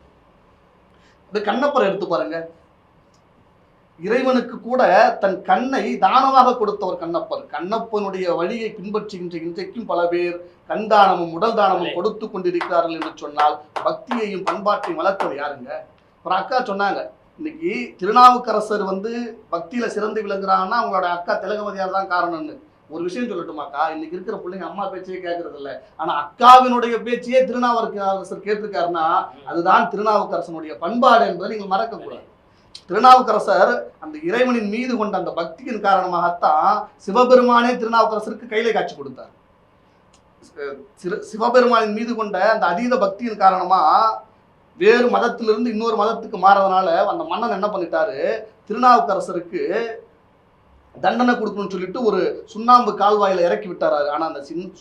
ஆனால் சுண்ணாம்பு கால்வாயின் மீது இறக்கி விட்டாராரு. அந்த சிவபெருமானின் மீது கொண்ட பக்தியின் காரணமாக மாசில் வீணையும் மாலை மதியமும், வீசு தென்றலும் வீங்கில வீணிலும், மூசு வண்டரை பொய்கையும் போன்றதே ஈசன் எந்தன் இணையடி நிழல். இந்த சிவபெருமானுடைய அருள் எனக்கு கிடைக்கின்ற பொழுது எவன் வந்தாலும் கிடையாது, அந்த எமனே வந்தாலும் அஞ்ச மாட்டேன்னு உணர்த்தியது திருநாவுக்கரசருடைய பக்தியும் பண்பாடும் இல்லையா? அப்புறம் பண்பாடு ஒரு காலத்துல ஆடை நாகரிகங்கள் எப்படி இருந்துச்சு? இன்னைக்கு பெண்கள் என்ன பண்றீங்க? நைட்டி போட்டுக்கிறீங்க, லகாங்கா போட்டுக்கிறீங்க, சுடிதார் போட்டுக்கிறீங்க. இன்னைக்கு பசங்க, ஆனால் எங்களை போல ஆண்கள் எப்படி தெரியுமா? தான் மனசுக்கு பிடிச்ச பொண்ணா இருந்தாலும் மாமா பொண்ணா இருந்தாலும் கூட புடவை கட்டி பார்க்கணுன்றதுல ஆண்கள் தான் இன்னைக்கும் பண்பாடை வளர்க்குறோன்னு சொன்னா பண்பாட்டை வளர்த்து கொண்டிருப்பவர்கள் ஆண்கள் மட்டும்தான் நடுவர்கள். இன்றைக்கு கூட்டு குடும்பங்கள், இன்னைக்கு கல்யாணம் ஆன போன உடனே கல்யாணம் ஆகிட்டு போகும்போதே அந்த பொண்ணுங்க நினைக்கிறது என்ன தெரியுமா? நாம கல்யாணம் பண்ணிக்கிட்டு போற வீட்டுல இழுத்தரைக்கு அம்மி இருக்கக்கூடாது, மாப்பிள்ளைக்கு மம்மியும் இருக்கக்கூடாது. இழுத்தரைக்கு அம்மி இருக்கக்கூடாது, மாப்பிள்ளைக்கு மம்மியும் இருக்கக்கூடாது. மாப்பிள்ளை தாடியோட இருக்கலாம், ஆனா மாப்பிள்ளை டேடியோட இருக்கக்கூடாது. ஒருவேளை மாமனார் மாமியார் இருந்தாங்கன்னா அவங்களால நமக்கு டென்ஷன் இருக்கக்கூடாது, பென்ஷன் இருக்கணும். ஒருவேளை பென்ஷன் இல்லையா, நம்ம புருஷனுக்கு அப்புறம் அவங்களுக்கு இன்னொரு பெண்ணு இருக்கக்கூடாது, இன்னொரு சன்னு இருக்கக்கூடாதுன்னு நினைக்கக்கூடிய இந்த பெண்கள் தனி கொடுத்தன போகணும்னு புருஷன் அழைக்கும் போது கூட புருஷன் என்ன பண்ணுவான்? அம்மாவை பத்தி மனைவி இவங்கிட்ட குறை சொன்னா இவன் சொல்லுவான் நீ தான் என் தெய்வம்னு சொல்றது. மனைவியை பத்தி அம்மா இவங்கிட்ட குறை சொன்னா நீ தெய்வத்துக்கு மேலன்னு சொல்றது. இப்படி அம்மாவிடமும் மனைவியிடமும் மாறி மாறி பேசக்கூடிய எங்களை போன்ற ஆண்களால் தான் இன்றைக்கும் பண்பாடு மாறாமல் பல கூட்டு குடும்பங்கள் வாழ்ந்து கொண்டிருக்கிறது என்று சொன்னால் பண்பாட்டை வளர்ப்பவர்கள் பெண்களை காட்டிலும் ஆண்கள் தான் நடுவரவர்கள். கிருஷ்ணன் பேசும்போது சொன்னார் பெரியவாவை பத்தி. அந்த பெரியவாவே சொல்லுவாரு, சூரியன் உதிக்கிறதுக்கு முன்னாடியே எழுந்திருக்கணும், சோம்பேறியா இருக்கக்கூடாது. எங்க ஊர்ல ஹேமவதி போல ஒரு பொண்ணு, அந்த பொண்ணு தப்பு பண்ணிடுச்சு. அந்த பொண்ணுக்கு என்ன பண்ணாரு, ஜட்ஜி சொல்லியிருக்காரு நாளைக்கு காலையில் 5 மணிக்கு உனக்கு தூக்குல போட போறேன்னு. அதுக்கு அந்த பொண்ணு சிரிச்சிருக்கு. ஜட்ஜி கேட்டுக்காரு ஏமா சிரிக்கிற? அதுக்கு அந்த பொண்ணு சொல்லியிருக்கு, நான் எழுந்துறதுக்கே 10 மணி ஆகும், என்ன எப்படி 5 மணிக்கு தூக்குல போடுங்க. இன்னைக்கு இது போல பெண்கள் இன்னைக்கு இருக்காங்க. ஆனா பெரியவா அந்த இடத்துலயும் சொல்லுவாரு, தூய்மையா இருக்கணும், நம்ம செய்யக்கூடிய தானங்கள் ஏழைகளுக்கு போய் சேரணும், அதுக்கு முதல்ல மனசு தூய்மையா இருக்கணும். இப்படி பண்பாட்டையும் பக்தியும் வளர்ப்பவர்கள் எப்பொழுதும் பெண்களை காட்டிலும் ஆண்கள் தான் நடுவர்களை இருக்கிறோம்.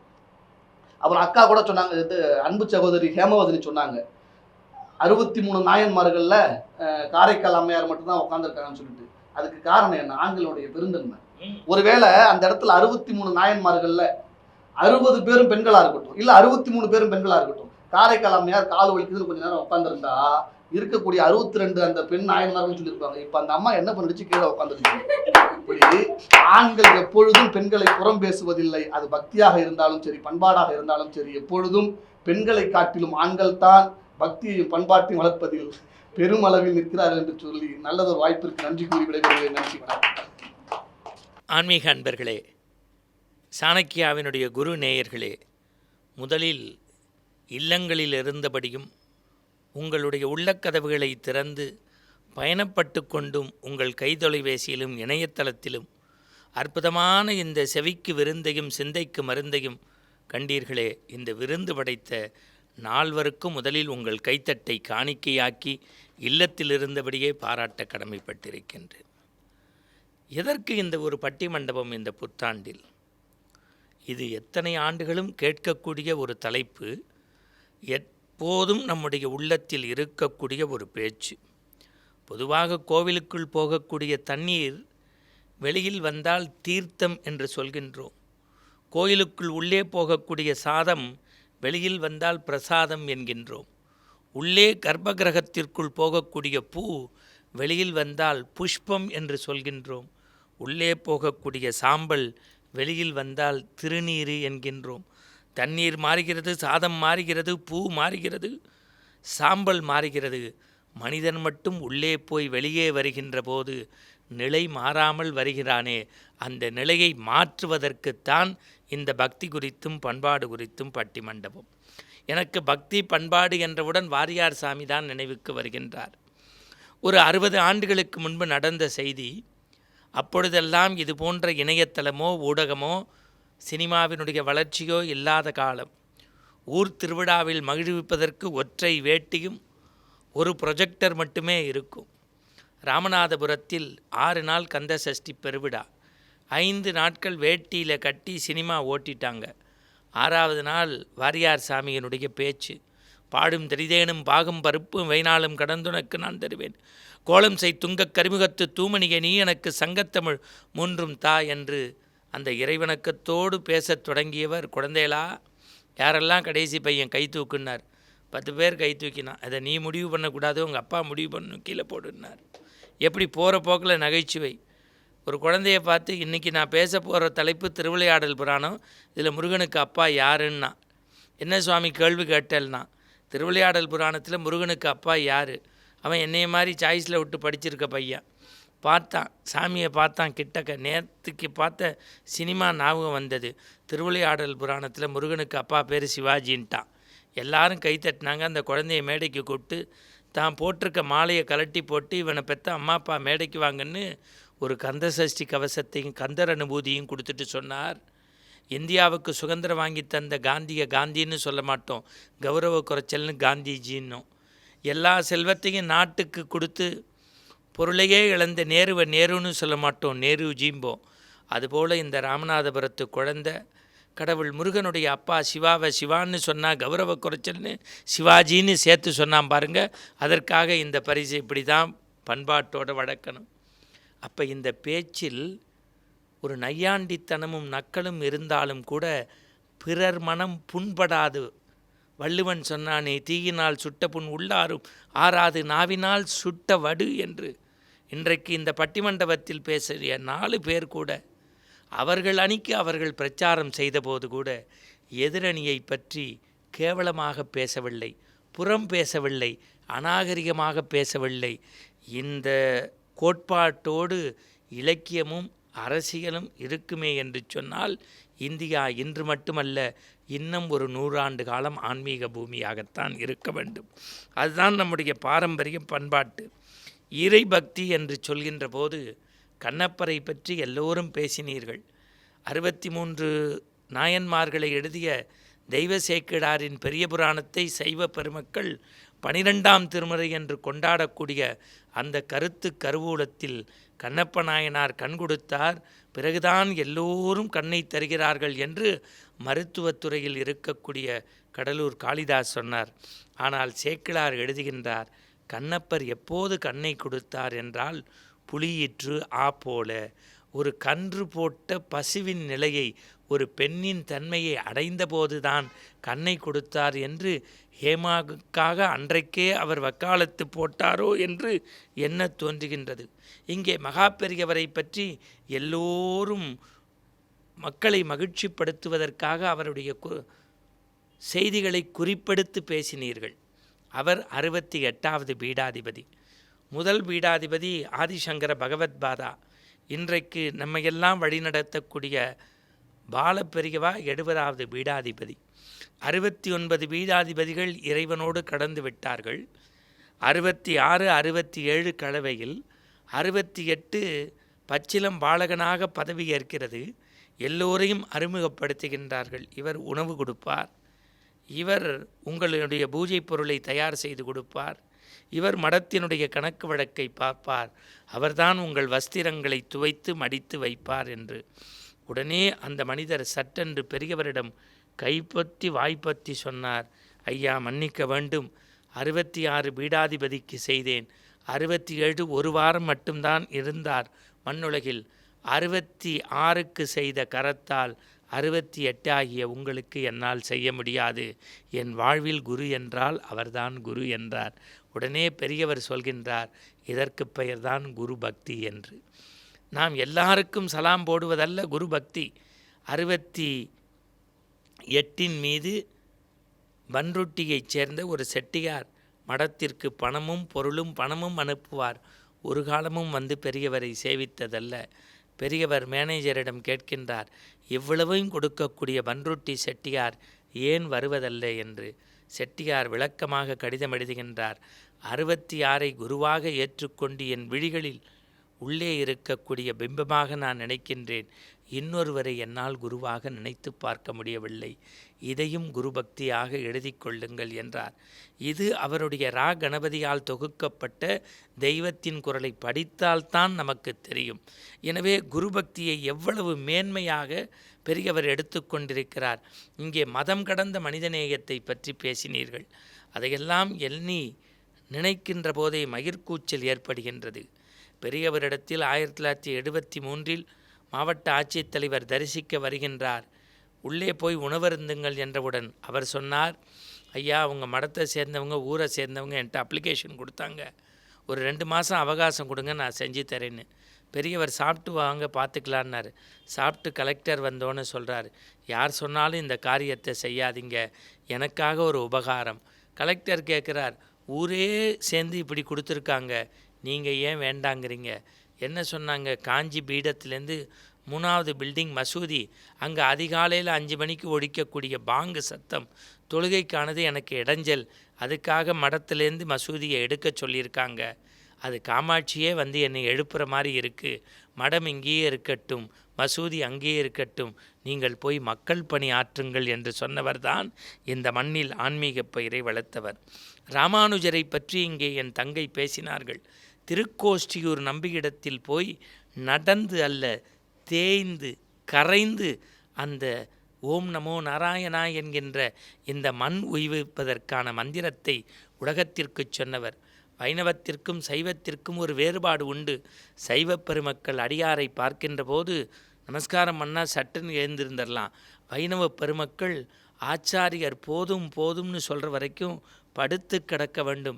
அது காவிரி மண்ணினுடைய சூட்டாக இருந்தாலும் உடல் கொப்பளமே வந்தாலும் அப்படி பக்திக்காக படுத்து கிடக்கக்கூடிய வைணவ பெருமக்களுடைய பக்தியோ, ஒரு ஆண்டாளையோ, ஒரு குலசேகர ஆழ்வாரையோ, ஒரு நம்மாழ்வாரையோ, ஒரு பூதத்தாழ்வாரையோ, ஒரு பேயாழ்வாருடைய பக்தியை சொல்ல வேண்டுமென்றால் அது மணிக்கணக்காக நீண்டு கொண்டே இருக்கும். சரி, அப்போது பக்தியில் ஆண்கள் மட்டும்தானா என்று கேட்டால், விவேகானந்தர் அமெரிக்காவில் பேசிவிட்டு வருகின்றார்.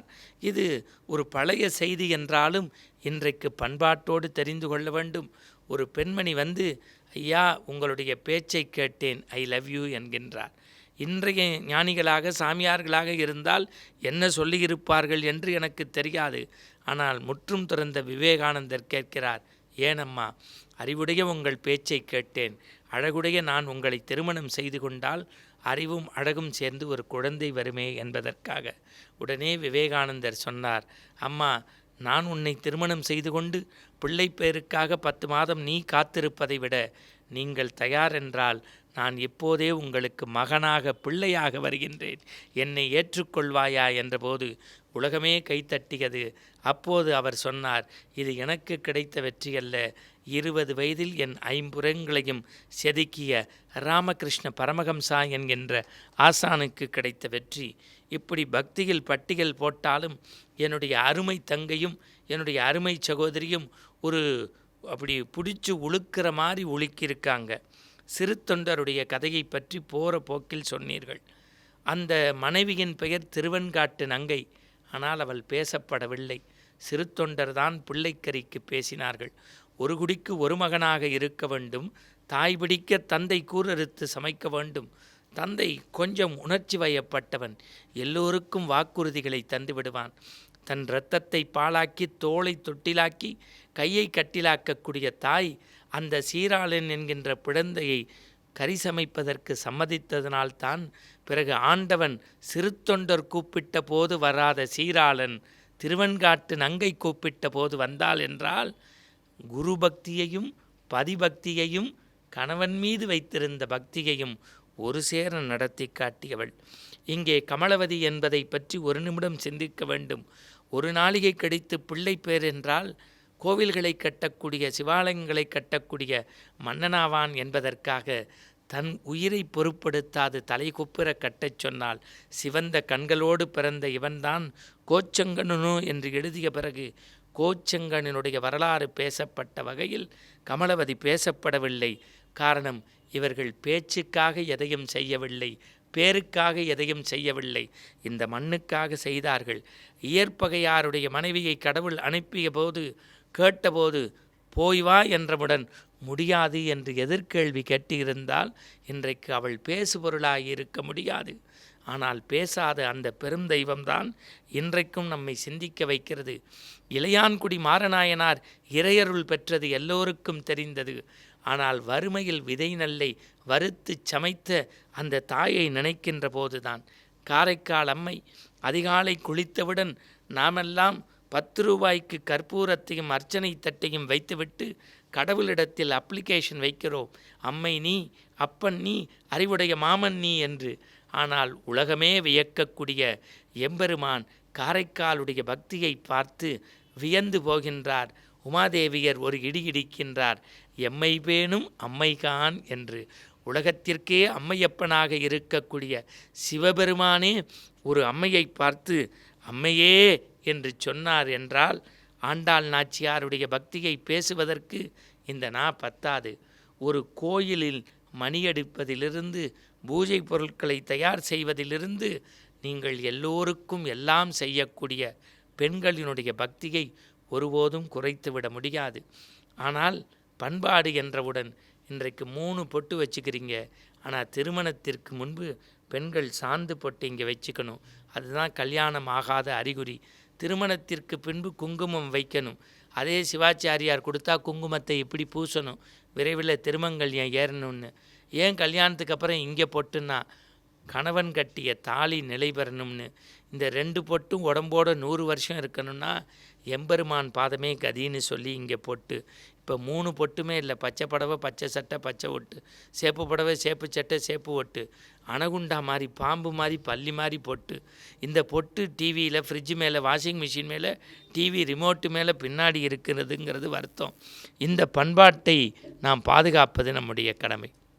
அண்மையிலே பழனி கோயில் குடமுழுக்கு கும்பாபிஷேகத்துக்கு நேரடி வர்ணனை தலை கிருகிருத்தது. நேராக போகிறேன், தம்பிகள் சொன்ன மாதிரி விபூதி கடை. அங்கே ஒரு லண்டன்காரன் பார்த்து விபூதி பாக்ஸை எடுத்து பார்க்குறான். கடைக்காரன் கேட்குறான் என்ன வேணும்னு. நாங்கள் உலகத்தில் எது வாங்கினாலும் எக்ஸ்பைரி டேட்டு பார்ப்போம், எக்ஸ்பைரி டேட்டே இல்லாமல் ஒரு டப்பா வச்சுருக்கியன்னு. அதுக்கு படிப்பறிவு இல்லாத கடைக்காரன் சொன்னான், உலகத்திலேயே எக்ஸ்பைரி டேட் இல்லாத ஒரே பொருள் விபூதி டப்பா தான், எடுத்துகிட்டு போனான். படித்த லண்டன்காரன் கேட்டான், இதை பூசினா எனக்கு என்ன பயன்னா? வேறு ஒன்றுமே இல்லை, ஓன் எக்ஸ்பைரி டேட்டு தள்ளி போகும்னா. இதுதான் மந்திரமாவது நீர், வானோர் துதிக்கப்படுவது நீர், சமயத்துள்ளது நீருன்னா. வாரியார் சாமி திருநீரை பூசுகிறாரு. 2 இளைஞர்கள் கேட்குறான், என்ன சாமி நெத்திக்கு சுண்ணாம்பு அடிக்கிறீங்கன்னு. நம்மை போல பதஷ்டமில்லாமல் வாரியார் சொன்னார், இறைவன் மனிதன் குடியிருக்கிற வீட்டுக்கு சுண்ணாம்பு அடிப்பாங்க, குட்டிச்சவர்களுக்கு அடிப்பதில்லை என்று. இப்படி பண்பாட்டை வளர்த்தார்கள்.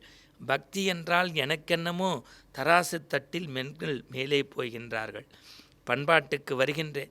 ராஜராஜ சோழன் கட்டிய கோயிலையும் கங்கை கொண்ட சோழபுரத்தையும் நரியை பரியாக்கி பரியை நரியாக்கிய மாணிக்கவாசகர் பெருமை பேசக்கூடிய அற்புதமான நம் உள்ளமெல்லாம் நிறைந்திருக்கக்கூடிய நம்முடைய ஆவடியார் கோவிலை பற்றியும் அருமை தம்பி பேசினார்.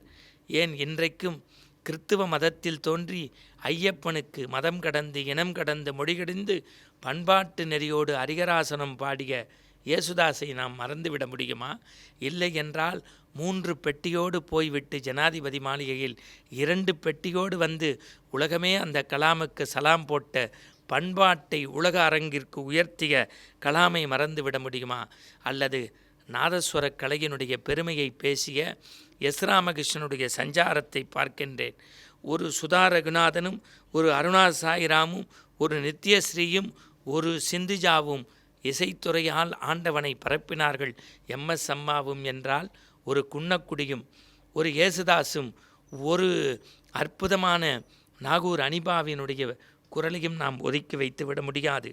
கோவில் கட்டுவதும் குளம் வெட்டுவதும் ஆண்கள் என்றால், கும்பாபிஷேகம் செய்வது ஆண்கள் என்றால், அதில் பெருக்கி தேர் வருகின்ற போது வண்ண கோலத்தை எண்ணத்தால் இட்டு விரதமிருந்து கணவனையும் காப்பாற்றுவது பெண்கள். ஆனா பெண்ணா என்று கேட்டால் எனக்கு ஒன்றுமே சொல்ல தெரியவில்லை. என் நினைவெல்லாம் குயிலியை பற்றி நீங்கள் பேசிய போது என் நெஞ்சம் கொஞ்சம் சிலிர்த்து போனது. தமிழ் சமூகம் தெரிந்து கொள்ள வேண்டிய ஒரு வரலாற்றை சொல்லி நான் தீர்ப்புக்குள் வருகின்றேன். குப்பமுத்து ஆசாரி. குப்பமுத்து ஆசாரியை நம்மில் பலருக்கு தெரியாது. நண்பர்களே, கோயில் கோபுரங்கள் செம்மாந்திருப்பதற்கு காரணம் இன்றைக்கு அமெரிக்காவிற்கென்று ஒரு லட்சியம் இருக்கிறது, ரஷ்ய ஜப்பானுக்கென்று ஒரு லட்சியம் இருக்கிறது. இந்தியாவினுடைய இலக்கு எது என்று கேட்டால், வடக்கில் தோன்றிய ஒரு இளைஞன் தெற்கு நோக்கி பயணப்பட்டான். 38 வயதை நிறைவு செய்யாத அந்த இளைஞனை பார்த்து எல்லோரும் கேட்டார்கள், ஊர்தோறும் உலகந்தோறும் என் மண் என் மக்கள் என்று பாத யாத்திரை வருகின்றீர்களே, என் மண் என் மக்கள் என்று பாத யாத்திரை வருகின்றீர்களே. சுவாமி விவேகானந்தரே, நீங்கள் இந்தியாவில் பார்த்தது என்ன, படித்தது என்ன? அன்றைக்கே என் மண் என் மக்களுக்காக போராடிய விவேகானந்தர் சொன்னார், ஒவ்வொரு ஊருக்கும் ஒவ்வொரு மண்ணுக்கும் சிறப்புண்டு, ஆனால் இந்தியா முழுக்க நான் காண தவறாத ஒரே சிறப்பு. இப்படியே ஆண்களா பெண்களா என்று பேசி வருகின்ற போது பக்தியை பற்றி சொல்ல வேண்டுமென்றால் கோயில்களும் கோபுரங்களும் என் கண்ணுக்கு தெரிவதாக சொன்னார் விவேகானந்தர். ஆனால் இந்த பக்தியில் பெண்களுடைய செயல்பாட்டை, அவர்கள் கரைந்த விஷயத்தை சாதாரணமாக புறந்தள்ளி விட முடியாது. குயிலியை பற்றி பேசுகின்ற போதெல்லாம் உடம்புகளில் மயிர்கூச்சல் வருகின்றது. நான் சாணக்கியா குருவாயிலாக பார்த்து கொண்டிருப்பவர்களை கொஞ்சம் சிவகங்கை சீமைக்கு அழைத்துச் செல்கின்றேன். ஓங்கி உயர்ந்து வெண்ணை முட்டக்கூடிய காளையார் கோயில் கோபுரம், சின்ன மருது பெரிய மருது, அவர்களை விட தேசமும் தெய்வீகமும் இரு கண்கள் என்று ஐயா முத்துராமலிங்க தேவருக்கே வழிகாட்டிய அந்த மருது சகோதரர்கள் கோவிலுக்குள் வருகின்றார்கள். கோயிலை வலம் வந்தவுடன் பெரிய மருது சின்ன மருதுவிடம் சொல்கின்றார், இந்த கோயிலை செப்பனிட்டு ஊரே கூடி இழுப்பதற்கும் ஊரில் நல்லது நடப்பதற்கும் ஒரு தேர் செய்ய வேண்டும், ஆணையிடு என்று சொல்கின்றார். ஆசாரிகள் வரவழைக்கப்படுகின்றார்கள். எல்லோரும் கொட்டேஷன் கொடுத்தார்கள். ஆனால் இவர்கள் மனம் என்னமோ குப்பமுத்து ஆசாரியிடம் போனது. குப்பமுத்து ஆசாரியை நோக்கி மன்னன் வந்தான். மண்டியிட்டு வணங்கினார்கள். எங்களுக்கு கோயிலுக்கு தேர் வேண்டும். உள்ளே சென்ற ஆசாரி, அது மட்டும் என்னால் முடியாது, அவசியம் செய்ய வேண்டும். மீண்டும் ஒரு 5 நிமிடம் கழித்து கண்மூடி தியானித்து குப்பமுத்து ஆசாரி சொன்னார், இது மட்டும் என்னால் முடியாது. இதுவரை பொறுத்து கொண்டிருந்த பெரிய மருது, இனி நான் மன்னனாக ஆணையிடுகின்றேன், நீ அதற்காக எதை வேண்டுமானாலும் கேள், மண்ணை மக்களை எதை வேண்டுமானாலும் பொன்னை கேள், இந்த ஊருக்கு தேர் வேண்டும். உத்தரவு மகாராஜா. குறிப்பிட்ட நாளுக்குள் தேர் தயார் செய்யப்பட்டது. தேர் புறப்படுவதற்கு முன்பு வெள்ளோட்டம் விட வேண்டும். வெள்ளோட்டம் வருவதற்கு ஆயத்தமாகின்ற முதல் நாள் நள்ளிரவு சின்ன மருது பெரிய மருதுவை நோக்கி வருகின்றான். கொடுத்த வாக்கை காப்பாற்றுகின்ற பெரிய மருது குப்பமுத்து ஆசாரியை அழைத்து வா என்றான். பொதுவாக மரத்தை செதுக்கி தேர் செய்வார்கள், நீ உன்னை செதுக்கி தேர் செய்திருக்கிறாய், வேண்டுகின்ற பொருளை கேள்தா என்கின்றான். ஒற்றை வரியில் அவன் பொன்னும் பொருளும் நிலமும் மணியும் கேட்டிருந்தால் அள்ளி கொடுத்திருக்க வேண்டிய பெரிய மருது வியந்து பார்க்கின்றான். குப்பமுத்து ஆசாரி, நாளை காலை தேர் வெள்ளோட்டம் வருகின்ற போது இந்த மண்ணின் அரசனாக நான் இருக்க வேண்டும், எடு உறைவாளை என்றான். சிறிய மருது. பெரிய மருது, பொறுமையாக இரு என்றான். கொடுத்த வாக்கை காப்பது நாம். நாளை அதிகாலை கதிரவன் உதிகின்ற போது இதோ இந்த ராஜ கிரீடம் உன் தலையில் இருக்கும், இந்த உடையும் உறைவாளும் முன்னிடத்தில் இருக்கும். குப்பமுத்து ஆசாரி கம்பீரமாக தேரில் வெள்ளோட்டம் வருகின்ற போது அரோகரா கோஷத்துடன் தேர் புறப்படும். இது பெரிய மருதுவின் ஆணை. நாளை நான் மன்னன் அல்ல என்று விடுகிறது. புலர்காலை பொழுது ஊரே கூடி நிற்கிறது. கண்ணீரும் கம்பளையுமாக இருக்கின்றார்கள். தேர் வெள்ளோட்டம் வருகின்றது. வெள்ளோட்டம் நல்லோட்டமாக முடிந்து தேர் தன்னுடைய இருப்பிடம் வருவதற்குள் குப்பமுத்து ஆசாரி உருண்டு பிறண்டு தேர் சக்கரத்தில் மிதிபட்டு குற்றியிரும் குலையுயிருமாய் குருதி கொட்ட காத்திருக்கின்றான். பெரிய மருது ஓடி வந்து மடியில் அணைத்து கொண்டு கண்ணீரோடு கேட்கின்றான், இந்த மண், இந்த மக்கள், இந்த மக்களை காக்கும் கடவுளுக்காக தேர் செய்த நீ இப்படி உயிர் துறந்திருக்கிறாயே, என்ன நடந்தது? குப்பமுத்து ஆசாரி கைகூப்பிச் சொன்னான், ஐயா, எத்தனை முறை சொன்னபோதும் தேர் நான் தான் செய்ய வேண்டும் என்றீர்கள். எங்கள் ஆசாரி மரபில் தேர் செய்வதற்கு முன்பு பிரசன்னம் பார்ப்போம். பிரசன்னத்தில் வெள்ளோட்டம் வருகின்ற போது நாட்டை ஆளும் மன்னனின் உயிருக்கு ஆபத்து என்றார்கள். மன்னனுக்குத்தான் ஆபத்து என்றார்களே தவிர பெரிய மருதுக்கு ஆபத்து இல்லை என்றார்கள். நானே மன்னனாக இருக்கின்றேன் என்கின்ற வரத்தை கேட்டேன். காரணம், மக்களும் மண்ணும் நன்றாக இருக்குவதற்காக தேர் கேட்ட உங்களுக்கு உயிர் கொடுப்பதை பெரிதாக நினைக்கின்றேன் என்றார். முல்லைக்கு தேர் கொடுத்த பாரியை நமக்கு தெரியும். ஊருக்கு தேர்தந்து தன்னை மாய்த்த குப்பமுத்து ஆசாரி வரலாறில் இல்லாமல் போனார்கள். காரணம், இன்றைக்கும் நம்முடைய பண்பாடும் காலவெள்ளத்தால் அழியாத கல்வெட்டு சிற்பமாக நிற்கிறது என்றால் 1000 குப்பமுத்து ஆசாரிகள் மண்ணுக்குள் புதைந்து கிடக்கிறார்கள். சரி, இதற்கு மேல் பொறுமையில்லை, நாம் பட்டிமண்டபத்தை முடிக்க வேண்டும் என்று நீங்கள் சொல்வது என் காதுகளில் விடுகிறது. சிரிக்க சிரிக்க வைத்த பட்டிமண்டங்கள் உண்டு, ஆனால் சிந்திக்க மட்டுமே வைத்த பட்டிமண்டபங்கள் உண்டு. சிரிப்பையும் சிந்திப்பையும் இணைத்த பட்டிமண்டபத்தில் ஒரு தீர்ப்பு சொல்ல வேண்டும். இன்றைக்கு யாரும் உயர்நீதிமன்றத்தின் தீர்ப்புகளையே மதிக்காத போது மணிகண்டன் தீர்ப்பை மதிக்க வேண்டும் என்ற அவசியமில்லை. சிட்டி சிவில் கோர்ட்டில் தீர்ப்பு கொடுத்தால் உடனடியாக ஹைகோர்ட்டுக்கு ஓடுகின்றார்கள். ஹைகோர்ட்டில் தீர்ப்பு கொடுத்தால் சுப்ரீம் கோர்ட்டுக்கு போகின்றார்கள். காரணம், தீர்ப்பு என்பது ஒருவருக்கு சாதகம் ஒருவருக்கு பாதகமாக இருக்கிறது. நீதித்துறையின் செந்தாரையாக விளங்கிய கிருஷ்ணய்யர் நீதிவான் குறித்து எழுதுகின்றார். ஒரு தீர்ப்பு என்பது சீர்தூக்கக்கூடிய கோல் போல செம்மாந்து நடுநிலை தவறாது இருக்க வேண்டும் என்கிறார்கள். நான் கூடி களைகிற கூட்டமாக இருந்தால் ஒரு தீர்வோ சொல்லலாம். கூடி களைகிற கூட்டம் என்பது பட்டிமன்றம் கேட்கவும் வரக்கூடிய கூட்டம். ஆனால் இது கூடி சிந்திக்கக்கூடிய திருக்கூட்டத்து அடியார்களை நேயர்களாக பெற்றிருப்பதால் நான் நம்முடைய சாணக்கியா குருவில் சொல்கின்றேன், பக்தி பண்பாடு என்கின்ற தலைப்பில் பக்தியை வளர்ப்பதில் முன்னிற்பவர்கள் பெண்கள், பண்பாட்டை வளர்ப்பதில் முன்னிற்பவர்கள் ஆண்கள். பக்தியும் பண்பாடும் இணைந்த கரமாக மாறி புதிய ஆன்மீக தீபத்தை ஏற்றற்றும். அந்த தீபத்தை காக்கக்கூடிய கரமாக நேயர்கள் கரம் இருக்கட்டும். பக்தி பெண்மை, பண்பாடு ஆண், ஆணும் பெண்ணும் இணைந்து நேர்கோட்டில் அல்லாமல் ஒரே கோட்டில் நம்முடைய பக்தி பகிரை நாம் வளர்த்தி செல்வோம். அதனால்தான் மனையறத்தின் வேறாக இருப்பது பெண், விழுதாக இருப்பது ஆண். வேருக்கு மட்டும் பெருமையல்ல, விழுதுக்கும் பெருமை உண்டு. விழுதுக்கு மட்டும் பெருமையல்ல, வேருக்கும் உண்டு. வேரோடு இருக்கக்கூடிய மரமே மாங்கனி காய்க்கும், பலா காய்க்கும். அதை பறித்து நாம் ஆண்டவனுக்கு பூவால் பூஜை செய்யலாம். எனவே இன்றைய பட்டிமண்டபத்தில் வெறும் தீர்வையோ பஞ்சாயத்தையோ சொல்லாமல் எல்லோரும் ஏற்றுக்கொள்ளக்கூடிய, எந்த பெஞ்சுக்கும் போக முடியாத தீர்ப்பை இந்த பெஞ்சிலிருந்து சொல்கின்றேன்.